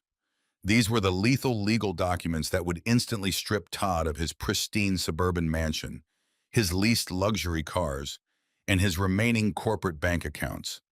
I pressed the tip of the pen to the thick paper. I did not hesitate for a single second. My hand did not shake. I signed my true legal name with absolute steady precision. But I did not date the legal documents for Wednesday night. I looked at the digital clock glowing on the bedside table. I wrote the date of tomorrow. Then I wrote the exact time, 9 o'clock in the morning. I deliberately post-dated my signature to legally activate the exact minute Judge Mitchell Davis was scheduled to bang his wooden gavel and open the emergency conservatorship hearing. The poetry of the execution was mathematically perfect. Melissa had ambushed me with a legal eviction notice while I was repairing my front porch. I was going to legally evict her from her own life while she was sitting confidently in a court of law. By signing these documents, I authorized Bradley Collins to dispatch a private security team to their upscale gated community the moment the clock struck 9, while Melissa was weeping fake tears in front of the judge. My corporate agents would be drilling out the locks on her custom mahogany front door. While Todd was whispering arrogant comments in the courtroom gallery, my security team would be towing his expensive vehicles out of his pristine driveway. They were going to walk out of that courthouse completely homeless and absolutely destitute. They were going to experience the exact same terrifying shock of displacement they had so casually inflicted upon me. I opened the third and final binder. This contained the certified toxicological reports proving Melissa had been intentionally poisoning me with heavy industrial sedatives. It contained the digital audio transcripts of her laughing about putting me in a miserable state-run facility with a high mortality rate. This was the criminal anvil I was going to drop on them after the financial floor collapsed beneath their feet. I placed the 3 binders carefully into my heavy leather duffel bag. I zipped the bag shut and placed it next to the door. The trap was completely flawless and fully armed. When Todd and Melissa walked into that courtroom tomorrow, they would genuinely believe they were stepping into their final glorious victory. They would expect to walk out as wealthy, powerful masters of my domain. They would have no idea that the exact moment they sat down in front of the judge, their massive house would legally belong to me. They would not know that the massive bridge loan they desperately needed to avoid federal prison was never going to arrive. I stood up from the wooden desk and looked at my reflection in the cheap cracked mirror hanging above the motel sink. The man looking back at me looked old, tired, broken, and thoroughly confused. It was the perfect visual disguise. I took a deep breath and let the cold reality of the situation settle into my bones. The loving father who had happily paid for Melissa to have a beautiful wedding was officially dead. The man who had loaned Todd $500,000 out of the kindness of his heart no longer existed. The man going to court tomorrow was simply the corporate landlord of their complete destruction. I walked over to the desk and turned off the harsh yellow light. I lay down on the stiff mattress in the dark room, listening to the heavy rain beat against the roof. I closed my eyes and waited for the morning sun. I was absolutely ready to face the monsters I had unknowingly created and burn their stolen empire straight to the ground. The morning air was unseasonably cold for a Thursday. I stood on the concrete steps of the county courthouse and looked up at the towering stone columns. This was the arena my daughter had chosen for my execution. I had spent the last 3 days moving completely unseen through the highest levels of corporate finance and private medical research. Now I had to physically shrink myself down to fit the pathetic mold they had created for me. I wore the cheap gray suit I had laid out the night before. I had not ironed it. I intentionally wore a shirt with a slightly frayed collar and shoes that lacked their usual polish. I did not stand with the straight, rigid posture of a civil engineer. I allowed my shoulders to slump forward. I let my hands tremble just slightly as I reached for the heavy brass handle of the courthouse doors. The lobby was a chaotic echo chamber of desperate people fighting over broken promises and shattered families. I walked slowly through the metal detectors, playing the part of a confused, vulnerable elder. I found the directory board and traced my finger along the glass until I found the courtroom assigned to Judge Mitchell Davis. It was located on the fourth floor at the very end of a long fluorescent hallway. I took the elevator up, standing silently in the corner while two young attorneys loudly discussed their weekend plans. They did not even look at me. In a place built entirely on power and leverage, a frail old man in a wrinkled suit is completely invisible. That invisibility was my greatest tactical advantage. I stepped off the elevator and walked down the polished linoleum corridor. I found a hard wooden bench situated directly outside the heavy oak doors of the courtroom. I sat down and rested my hands on my knees. I stared at the large analog clock mounted on the wall above the doors. It was 8:30 in the morning. I had exactly 30 minutes before the legal demolition of my daughter's life began. 30 minutes until my corporate security team drilled through the locks of her pristine mansion. I focused entirely on the steady sweeping motion of the second hand. The elevator down the hall chimed loudly. I did not turn my head, but I could hear the sharp, rhythmic clicking of expensive heels on the hard floor. It was a sound that commanded attention and demanded space. Melissa and Todd had arrived. They were not alone. They moved down the hallway like a conquering royal procession. Melissa was wearing a tailored dark navy dress that cost more than the average person makes in a month. She had styled her hair with meticulous care to project the image of a serious, responsible professional who was tragically burdened by her father's failing mind. Todd walked beside her wearing a custom-fitted charcoal suit, a silk tie, and a gold watch he had undoubtedly purchased with embezzled investor funds. They were flanked by three highly aggressive private attorneys. These were not public defenders or small-town family lawyers. These were expensive legal mercenaries dressed in immaculate pinstripes, carrying thick leather briefcases. They walked with their chests puffed out, completely dominating the narrow hallway. They were laughing about a golf game as they approached the courtroom doors.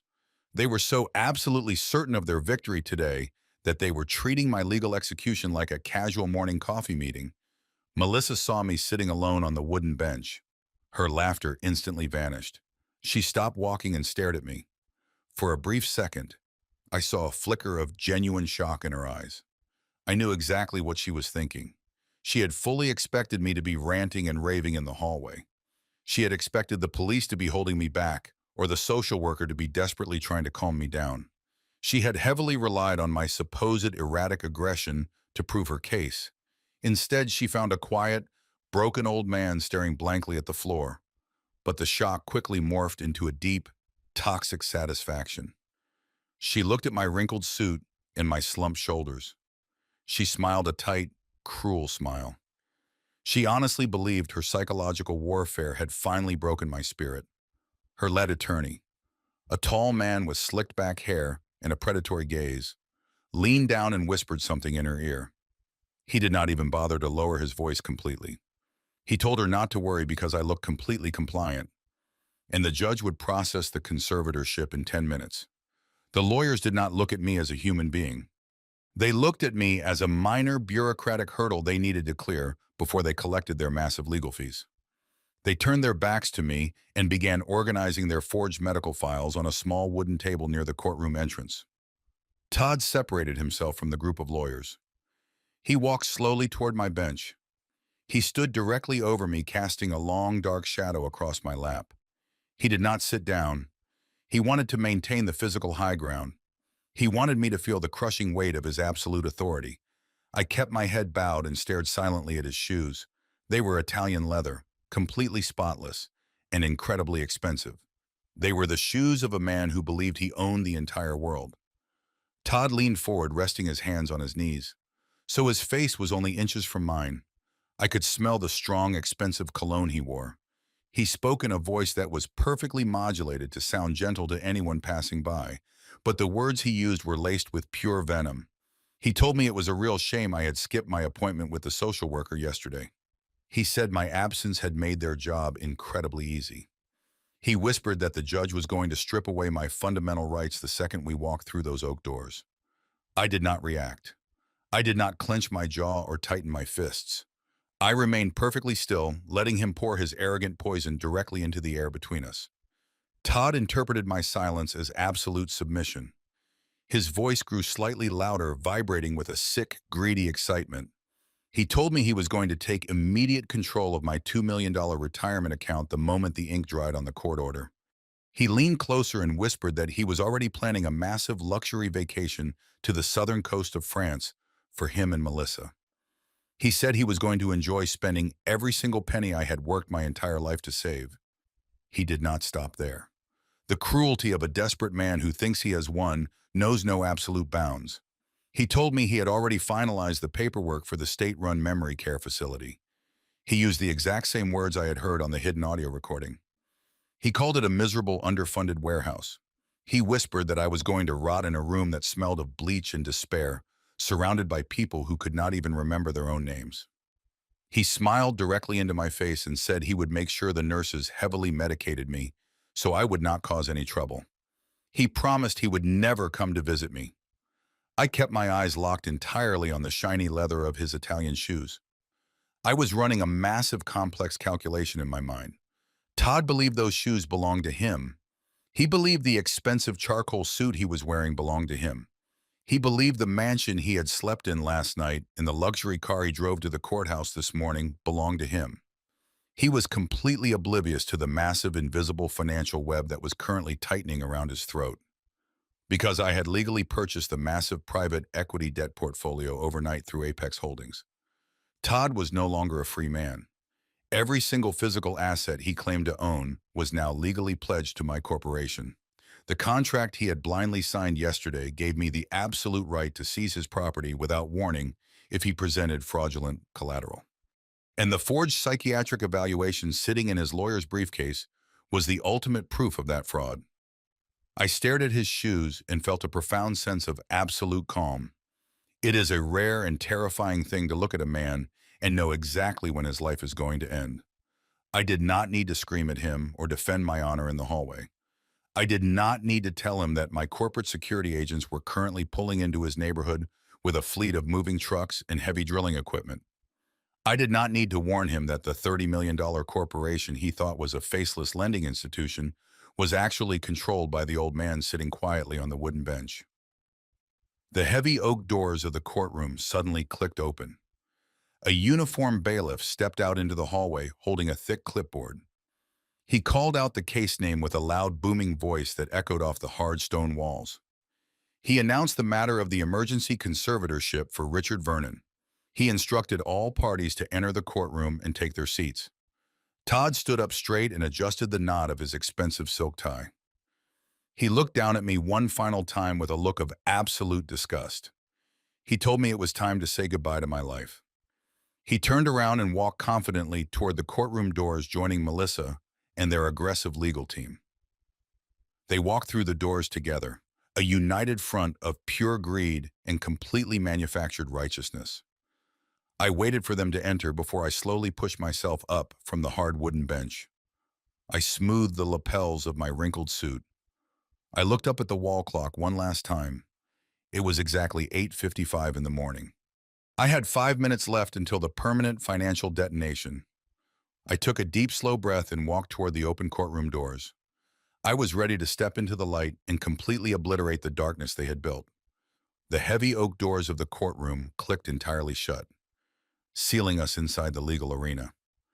The chaotic noise of the crowded hallway instantly vanished, replaced by the thick, suffocating silence of judicial authority.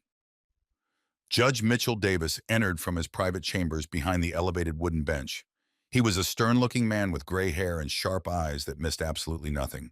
The bailiff ordered everyone to stand and then instructed us to take our seats. I sat alone at the respondent table. I did not bring a thick stack of papers. I did not have an aggressive lawyer sitting next to me ready to object. Bradley Collins was sitting quietly in the very back row of the public gallery, completely blending in with the law students and curious onlookers. I had specifically instructed him to remain entirely invisible until the absolute maximum level of damage had been inflicted by their lies. The visual dynamic of the courtroom was completely skewed by design. At the petitioner table, Melissa and Todd sat perfectly upright, flanked by their three expensive legal mercenaries.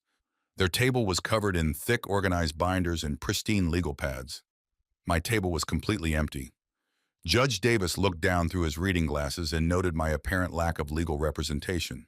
He asked me directly if I intended to represent myself in such a grave and complex legal matter.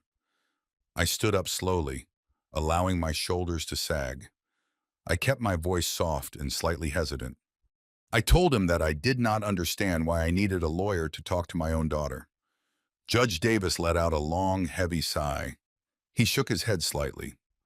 My performance played perfectly into the exact narrative they had painstakingly built. I looked exactly like a confused, frightened old man who fundamentally failed to grasp the terrifying reality of his own situation.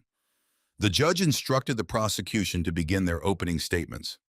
Melissa's lead attorney immediately stood up. He buttoned his expensive tailored jacket and walked confidently to the center wooden podium. He possessed the smooth, booming voice of a man who was incredibly accustomed to winning. He did not begin with anger or aggression. He began with a deeply manufactured sense of profound sorrow.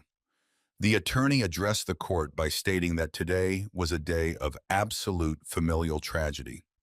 He painted a masterful verbal portrait of my past. He described me as a once brilliant and highly capable civil engineer who had built a wonderful life for his family. But then his voice dropped an entire octave. He told the judge that the brilliant man I used to be was completely gone. He claimed my mind had been violently ravaged by an aggressive, irreversible neurological disease. He pointed a long finger directly at me and stated that the man sitting alone at the table was completely detached from reality and a severe danger to himself and the general public. He wasted absolutely no time weaponizing my intentional absence from yesterday.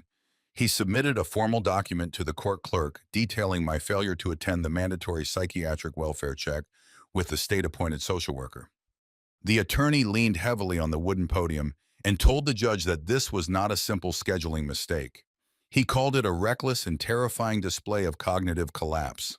He argued that a man who cannot even remember to attend a court-ordered meeting regarding his own freedom is a man who is completely incapable of managing his physical survival or his financial independence. The attorney then expertly pivoted to the primary target of their entire criminal conspiracy, the money.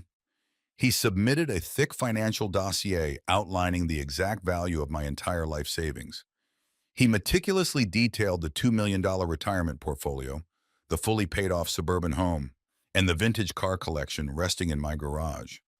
He spoke about these assets as if they were already sitting in Melissa's bank account.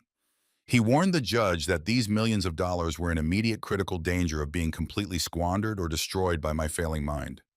He claimed that Melissa was stepping forward, putting her own life on hold out of pure selfless filial duty to protect her father's legacy from his own tragic deterioration. With the financial stakes officially logged into the court record, the attorney called his primary witness. He called my daughter to the stand. Melissa stood up slowly from her chair. She smoothed the fabric of her tailored navy dress and walked toward the wooden witness box with her head bowed in a perfect display of manufactured grief. She placed her right hand on the Bible and swore a sacred oath to tell the absolute truth. The moment she sat down, the theatrical performance truly began.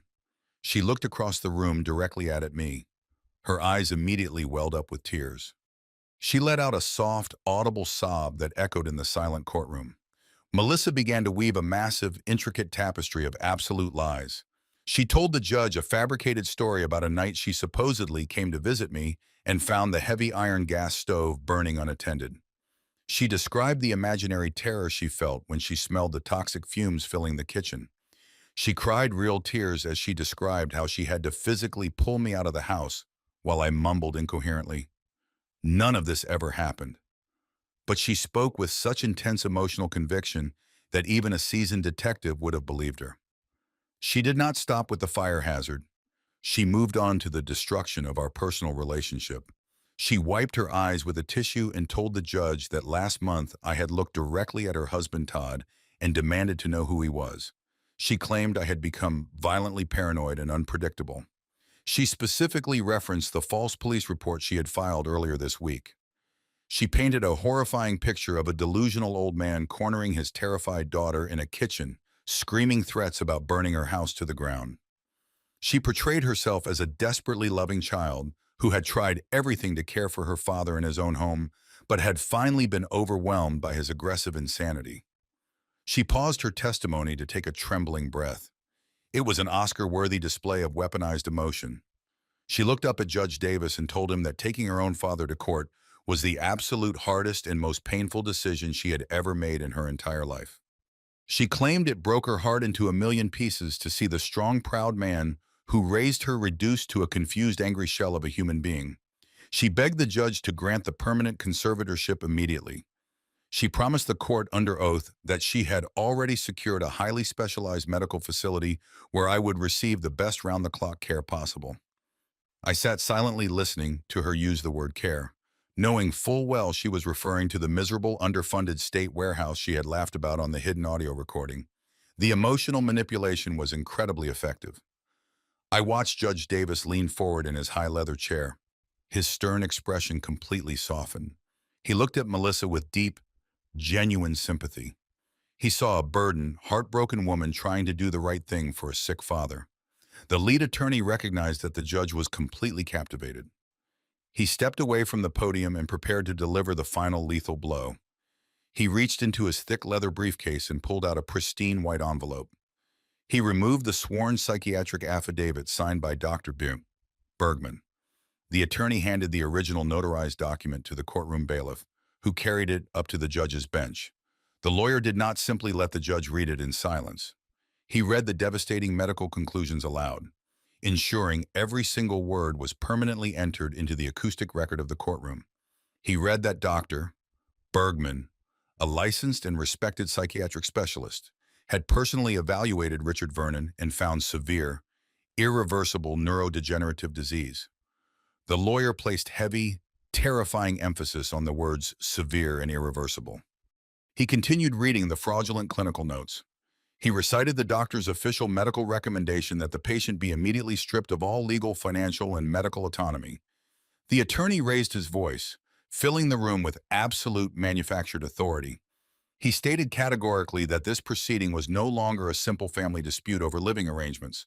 He declared it a documented, critical medical emergency. He demanded that the court immediately grant Melissa permanent and absolute legal control over my physical body and my entire $2 million estate. He argued that the funds must be instantly released to her control to secure my safety and to pay for my expensive long-term institutionalization. The attorney closed his legal folder with a sharp, loud snap. He stated that the petitioner rested her case. He walked back to his table and sat down looking incredibly satisfied. Melissa stepped down from the witness box and walked slowly back to her chair. She sat down next to Todd. Todd gently placed his arm around her shoulders and rubbed her back, playing the role of the devoted, supportive husband flawlessly. They had executed their entire criminal conspiracy without a single structural flaw. They had presented a cohesive, emotionally devastating, and medically documented argument that completely justified my legal execution. The invisible trap had snapped completely shut around me. They had laid all their stolen cards on the table. The judge turned his attention away from their pristine legal team and looked directly down at my empty table. He looked at my wrinkled gray suit and my slumped posture. He addressed me with a mixture of profound pity and slight administrative impatience. He asked me if I had anything to say in my own defense before he rendered his final ruling and signed the permanent conservatorship order. He fully expected me to rant, to shout wildly about conspiracies, or to babble incoherently. He expected me to validate every single lie my daughter had just told. I remained completely silent for a long, heavy moment, absorbing the absolute weight of their arrogance. The board was perfectly set, and they had absolutely no idea that the silent adjustment was about to tear their entire world apart. The heavy silence in the courtroom felt absolute. Judge Mitchell Davis leaned over his elevated wooden desk waiting for my response. He looked at me with the gentle patience one reserves for a frightened child. Melissa sat at the petitioner table dabbing her dry eyes with a white tissue. Todd sat beside her with his arms casually resting on the armrest, radiating a quiet, arrogant certainty. Their expensive legal team watched me with expressions of utter boredom. They had delivered their flawless theatrical performance, and now they were simply waiting for the inevitable surrender. They fully expected me to mumble an incoherent defense or to fly into a paranoid rage that would perfectly validate their entire fabricated case. I did not raise my voice. I did not begin to shout or plead for mercy.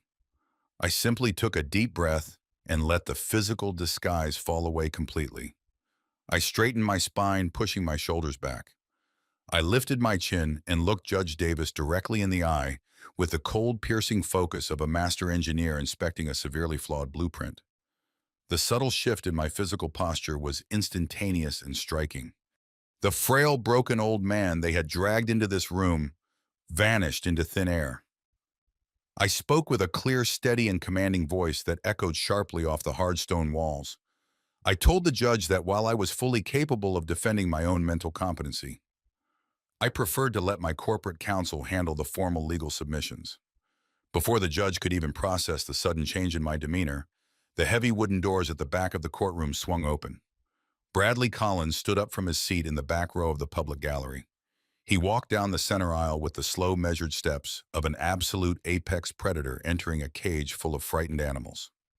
He was wearing a custom-tailored midnight blue suit that made the expensive outfits of Melissa's legal team look cheap by comparison. He carried a single thick black leather binder. The entire courtroom turned to watch him approach the wooden gate that separated the gallery from the legal tables. Melissa's lead attorney immediately jumped to his feet.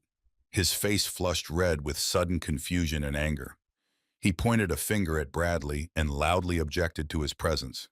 He told the judge that the respondent was a medically documented victim of severe neurodegenerative disease and was therefore entirely legally incompetent to hire outside counsel. He demanded that Bradley be removed from the courtroom immediately so the conservatorship order could be finalized. Bradley did not even look at the opposing lawyer. He walked through the wooden gate and approached the judge's bench. He spoke with a calm, lethal authority that instantly commanded the entire room. He officially introduced himself as the primary corporate attorney and legal representative for Mr. Richard Vernon. He informed the judge that the opposing counsel was operating under a foundation of absolute medical fiction. He stated that he was not here to argue about my mental state. He was here to present unassailable scientific fact. Judge Davis held up his hand demanding silence from Melissa's panicked legal team. He looked at Bradley with a mixture of intense curiosity and deep judicial suspicion. He asked Bradley what exactly he intended to submit to the court that could possibly counter the sworn psychiatric affidavit already entered into the official record. Bradley placed the thick black leather binder directly onto the judge's elevated desk. The heavy thud of the binder hitting the wood sounded like a hammer striking an anvil.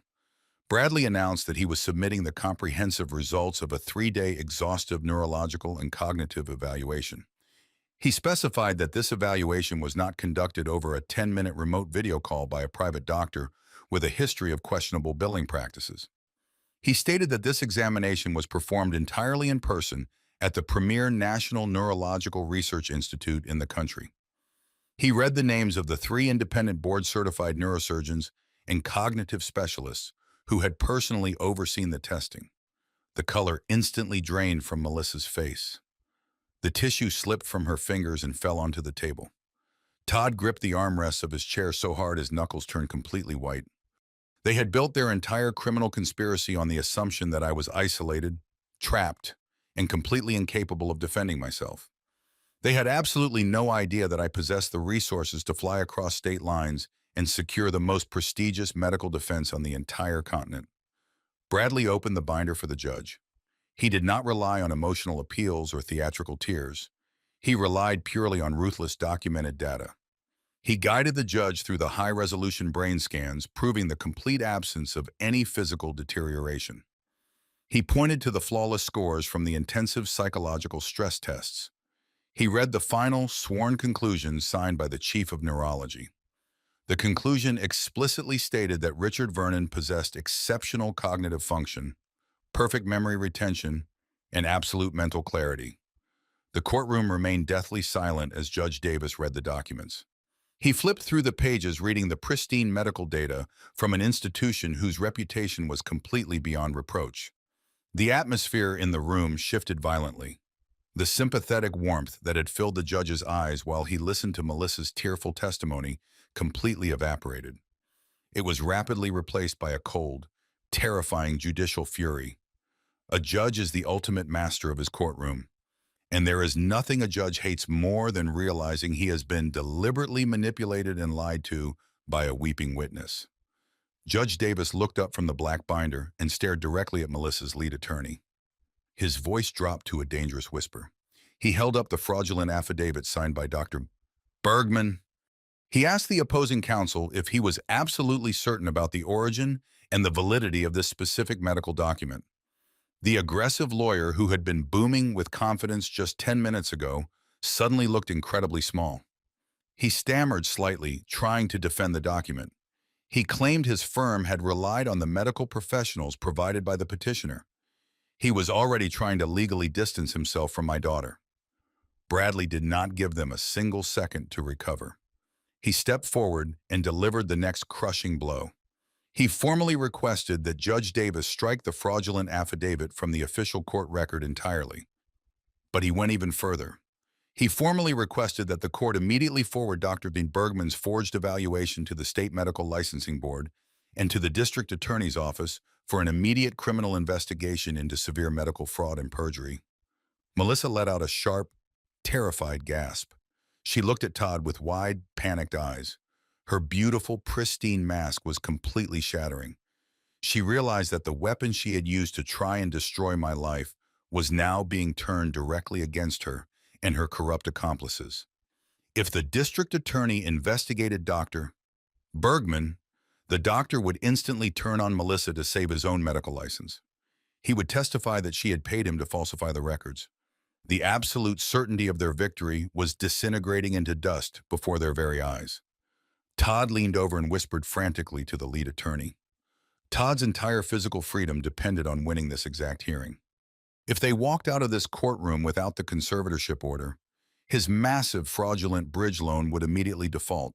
He would lose his mansion, his cars, and he would face federal prison for his separate embezzlement crimes.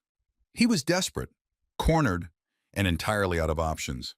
He pushed his lawyer hard, demanding that he do something to regain control of the narrative. The lead mercenary attorney was highly paid for a reason. He was absolutely ruthless, and he refused to surrender a massive $2 million estate without a brutal fight. He stood up, straightening his suit jacket, and loudly interrupted the judge's reading. He realized that the medical argument was completely dead. The neurological proof from the National Institute was absolute and unassailable. He could no longer argue that I was physically demented. He had to instantly pivot his entire strategy to a completely different angle of attack. The attorney raised his voice, trying to recapture the commanding presence he had lost. He addressed Judge Davis, claiming that even if the court accepted the new medical evaluations regarding my physical brain chemistry, the conservatorship must still be immediately granted.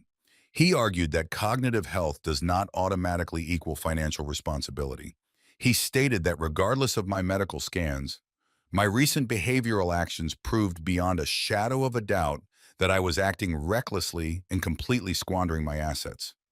He pointed his finger at me again, trying to paint a new picture of a dangerous rogue individual. He reminded the judge that I had intentionally vanished from my home for 3 days, living in cheap motels. He loudly highlighted my deliberate failure to attend the mandatory psychiatric check with the state social worker yesterday afternoon. He argued that no responsible adult ignores a direct court order unless they are trying to hide something deeply troubling. The lawyer slammed his hand down on his table. He demanded that the court maintain the immediate freeze on my entire $2 million retirement portfolio. He argued that I was clearly engaged in highly secretive and erratic financial behavior. He claimed that if the court released the funds back into my control today, I would instantly liquidate the money and destroy the inheritance that Melissa was simply trying to protect. He begged the judge to grant the financial conservatorship to save my estate from my own reckless, impulsive destruction. Melissa sat up straighter, wiping her face and nodding vigorously in agreement with her lawyer. She was desperately clinging to this new lifeline. Todd stopped sweating and smirked slightly, believing his expensive lawyer had successfully saved their criminal scheme by shifting the focus entirely to my money. They thought they had trapped me in a new corner. They genuinely believed that my $2 million personal account was the absolute center of my financial universe. They were completely unaware that Bradley Collins was holding the final corporate document that would utterly annihilate their entire existence. The heavy silence in the courtroom felt absolute. Judge Mitchell Davis leaned over his elevated wooden desk waiting for my response. He looked at me with the gentle patience one reserves for a frightened child. Melissa sat at the petitioner table dabbing her dry eyes with a white tissue. Todd sat beside her with his arms casually resting on the armrests, radiating a quiet, arrogant certainty. Their expensive legal team watched me with expressions of utter boredom. They had delivered their flawless theatrical performance, and now they were simply waiting for the inevitable surrender. They fully expected me to mumble an incoherent defense or to fly into a paranoid rage that would perfectly validate their entire fabricated case. I did not raise my voice. I did not begin to shout or plead for mercy. I simply took a deep breath and let the physical disguise fall away completely. I straightened my spine, pushing my shoulders back. I lifted my chin and looked Judge Davis directly in the eye with the cold, piercing focus of a master engineer inspecting a severely flawed blueprint. The subtle shift in my physical posture was instantaneous and striking. The frail, broken old man they had dragged into this room vanished into thin air. I spoke with a clear, steady, and commanding voice that echoed sharply off the hard stone walls. I told the judge that while I was fully capable of defending my own mental competency, I preferred to let my corporate counsel handle the formal legal submissions. Before the judge could even process the sudden change in my demeanor, the heavy wooden doors at the back of the courtroom swung open. Bradley Collins stood up from his seat in the back row of the public gallery. He walked down the center aisle with the slow, measured steps of an absolute apex predator entering a cage full of frightened animals. He was wearing a custom-tailored midnight blue suit that made the expensive outfits of Melissa's legal team look cheap by comparison. He carried a single thick black leather binder. The entire courtroom turned to watch him approach the wooden gate that separated the gallery from the legal tables. Melissa's lead attorney immediately jumped to his feet. His face flushed red with sudden confusion and anger. He pointed a finger at Bradley and loudly objected to his presence. He told the judge that the respondent was a medically documented victim of severe neurodegenerative disease and was therefore entirely legally incompetent to hire outside counsel. He demanded that Bradley be removed from the courtroom immediately so the conservatorship order could be finalized. Bradley did not even look at the opposing lawyer. He walked through the wooden gate and approached the judge's bench. He spoke with a calm, lethal authority that instantly commanded the entire room. He officially introduced himself as the primary corporate attorney and legal representative for Mr. Richard Vernon. He informed the judge that the opposing counsel was operating under a foundation of absolute medical fiction. He stated that he was not here to argue about my mental state. He was here to present unassailable scientific fact. Judge Davis held up his hand demanding silence from Melissa's panicked legal team. He looked at Bradley with a mixture of intense curiosity and deep judicial suspicion. He asked Bradley what exactly he intended to submit to the court that could possibly counter the sworn psychiatric affidavit already entered into the official record. Bradley placed the thick black leather binder directly onto the judge's elevated desk. The heavy thud of the binder hitting the wood sounded like a hammer striking an anvil. Bradley announced that he was submitting the comprehensive results of a 3-day exhaustive neurological and cognitive evaluation. He specified that this evaluation was not conducted over a 10-minute remote video call by a private doctor with a history of questionable billing practices. He stated that this examination was performed entirely in person at the premier National Neurological Research Institute in the country. He read the names of the 3 independent board-certified neurosurgeons and cognitive specialists who had personally overseen the testing. The color instantly drained from Melissa's face. The tissue slipped from her fingers and fell onto the table. Todd gripped the armrests of his chair so hard his knuckles turned completely white. They had built their entire criminal conspiracy on the assumption that I was isolated, trapped, and completely incapable of defending myself. They had absolutely no idea that I possessed the resources to fly across state lines and secure the most prestigious medical defense on the entire continent. Bradley opened the binder for the judge. He did not rely on emotional appeals or theatrical tears. He relied purely on ruthless documented data. He guided the judge through the high-resolution brain scans, proving the complete absence of any physical deterioration. He pointed to the flawless scores from the intensive psychological stress tests. He read the final sworn conclusion signed by the chief of neurology. The conclusion explicitly stated that Richard Vernon possessed exceptional cognitive function, perfect memory retention, and absolute mental clarity. The courtroom remained deathly silent as Judge Davis read the documents.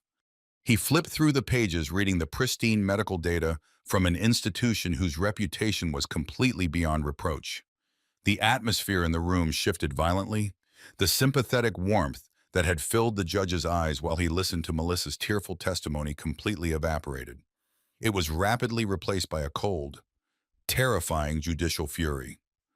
A judge is the ultimate master of his courtroom, and there is nothing a judge hates more than realizing he has been deliberately manipulated and lied to by a weeping witness. Judge Davis looked up from the black binder and stared directly at Melissa's lead attorney. His voice dropped to a dangerous whisper. He held up the fraudulent affidavit signed by Dr. Bergman. He asked the opposing counsel if he was absolutely certain about the origin and the validity of this specific medical document. The aggressive lawyer, who had been booming with confidence just 10 minutes ago, suddenly looked incredibly small. He stammered slightly, trying to defend the document.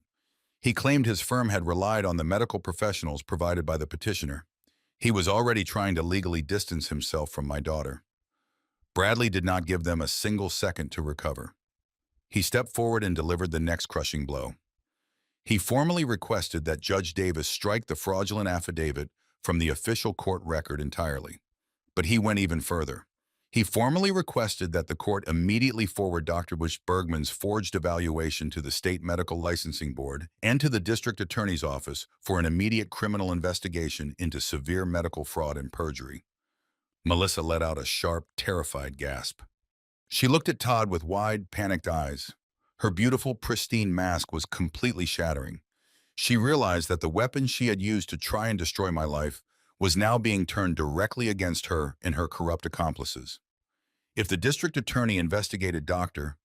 Bergman, the doctor would instantly turn on Melissa to save his own medical license. He would testify that she had paid him to falsify the records.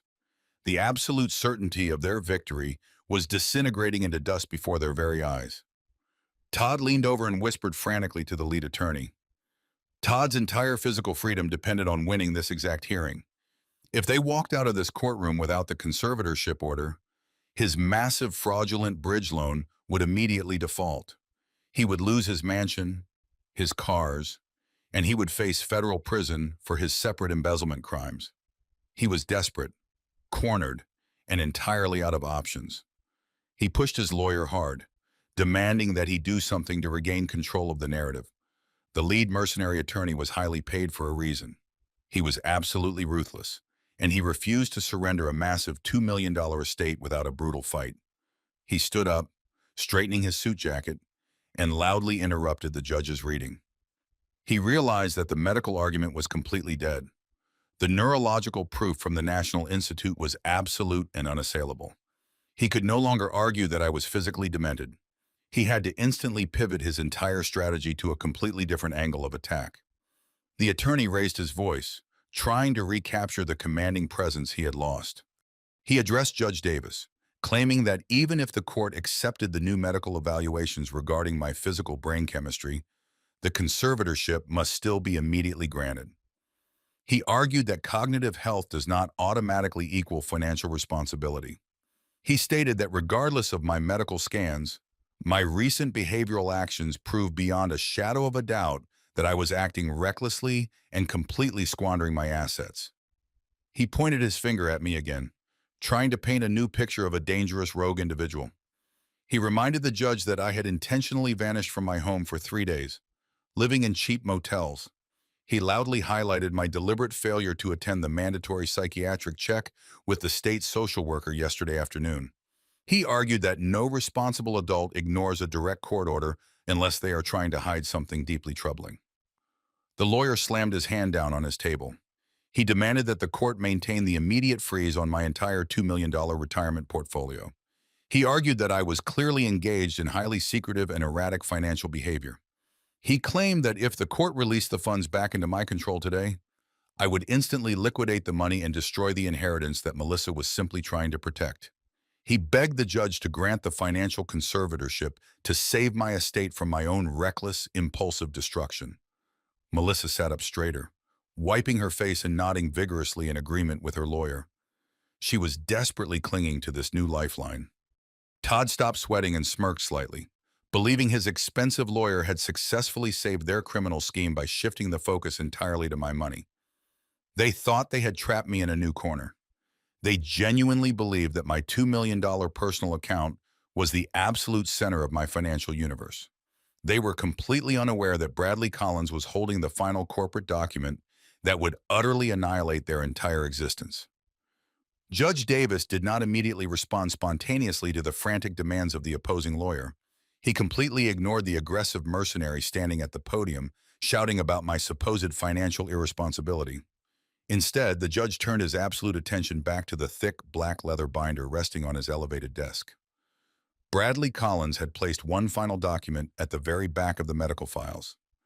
It was printed on heavy corporate stationery bearing a watermark that the judge clearly recognized from his years dealing with massive municipal development cases. I watched the judge read the first paragraph.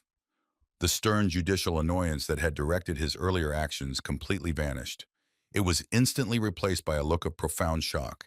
He took off his reading glasses and stared at the paper for a long, unbroken minute. The courtroom became so quiet I could hear the faint hum of the air conditioning vents in the ceiling. The opposing attorney stood awkwardly at his podium, waiting for a ruling on his desperate financial argument. He had absolutely no idea he was standing on a landmine that had already been triggered. Judge Davis slowly raised his head.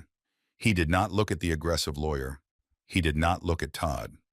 He looked directly across the courtroom at my daughter. Melissa was still holding her crumpled white tissue, and her face was a mask of desperate fake vulnerability. Judge Davis spoke in a voice that was barely above a whisper, but carried the absolute weight of a physical blow.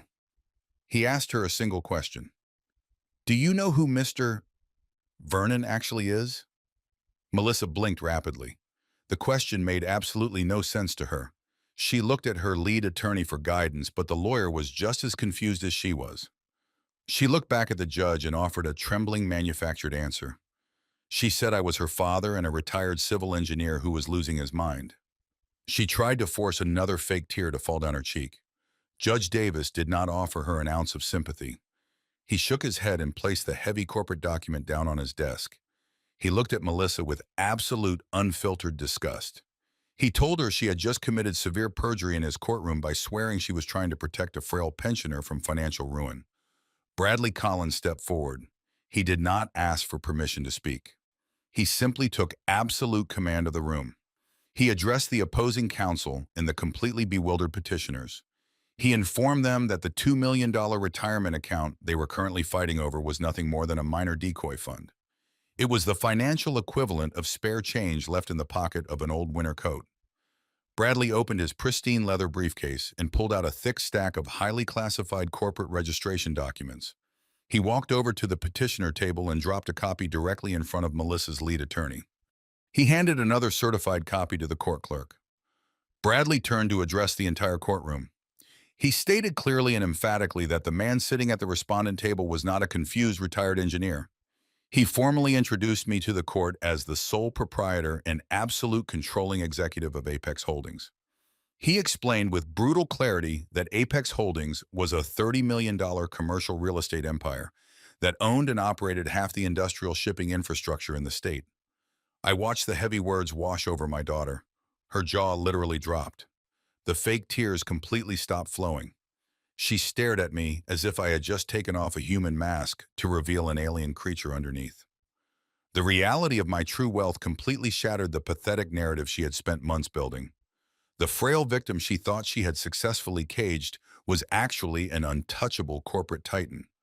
But the identity reveal was only the foundation of the execution. Todd had been sitting rigidly in his chair, processing the massive number Bradley had just spoken aloud. $30 million. Dollars. He looked at me with a sudden sickening greed flashing in his eyes. Even in the face of his crumbling medical conspiracy, his immediate thought was about how he could still somehow access that massive fortune to save his skin. He was completely blinded by his own absolute desperation. Bradley turned his predatory gaze directly onto Todd. Bradley asked Todd if he had enjoyed his meeting at the high-rise downtown yesterday afternoon. Todd flinched violently. The color drained from his face so fast he looked physically ill.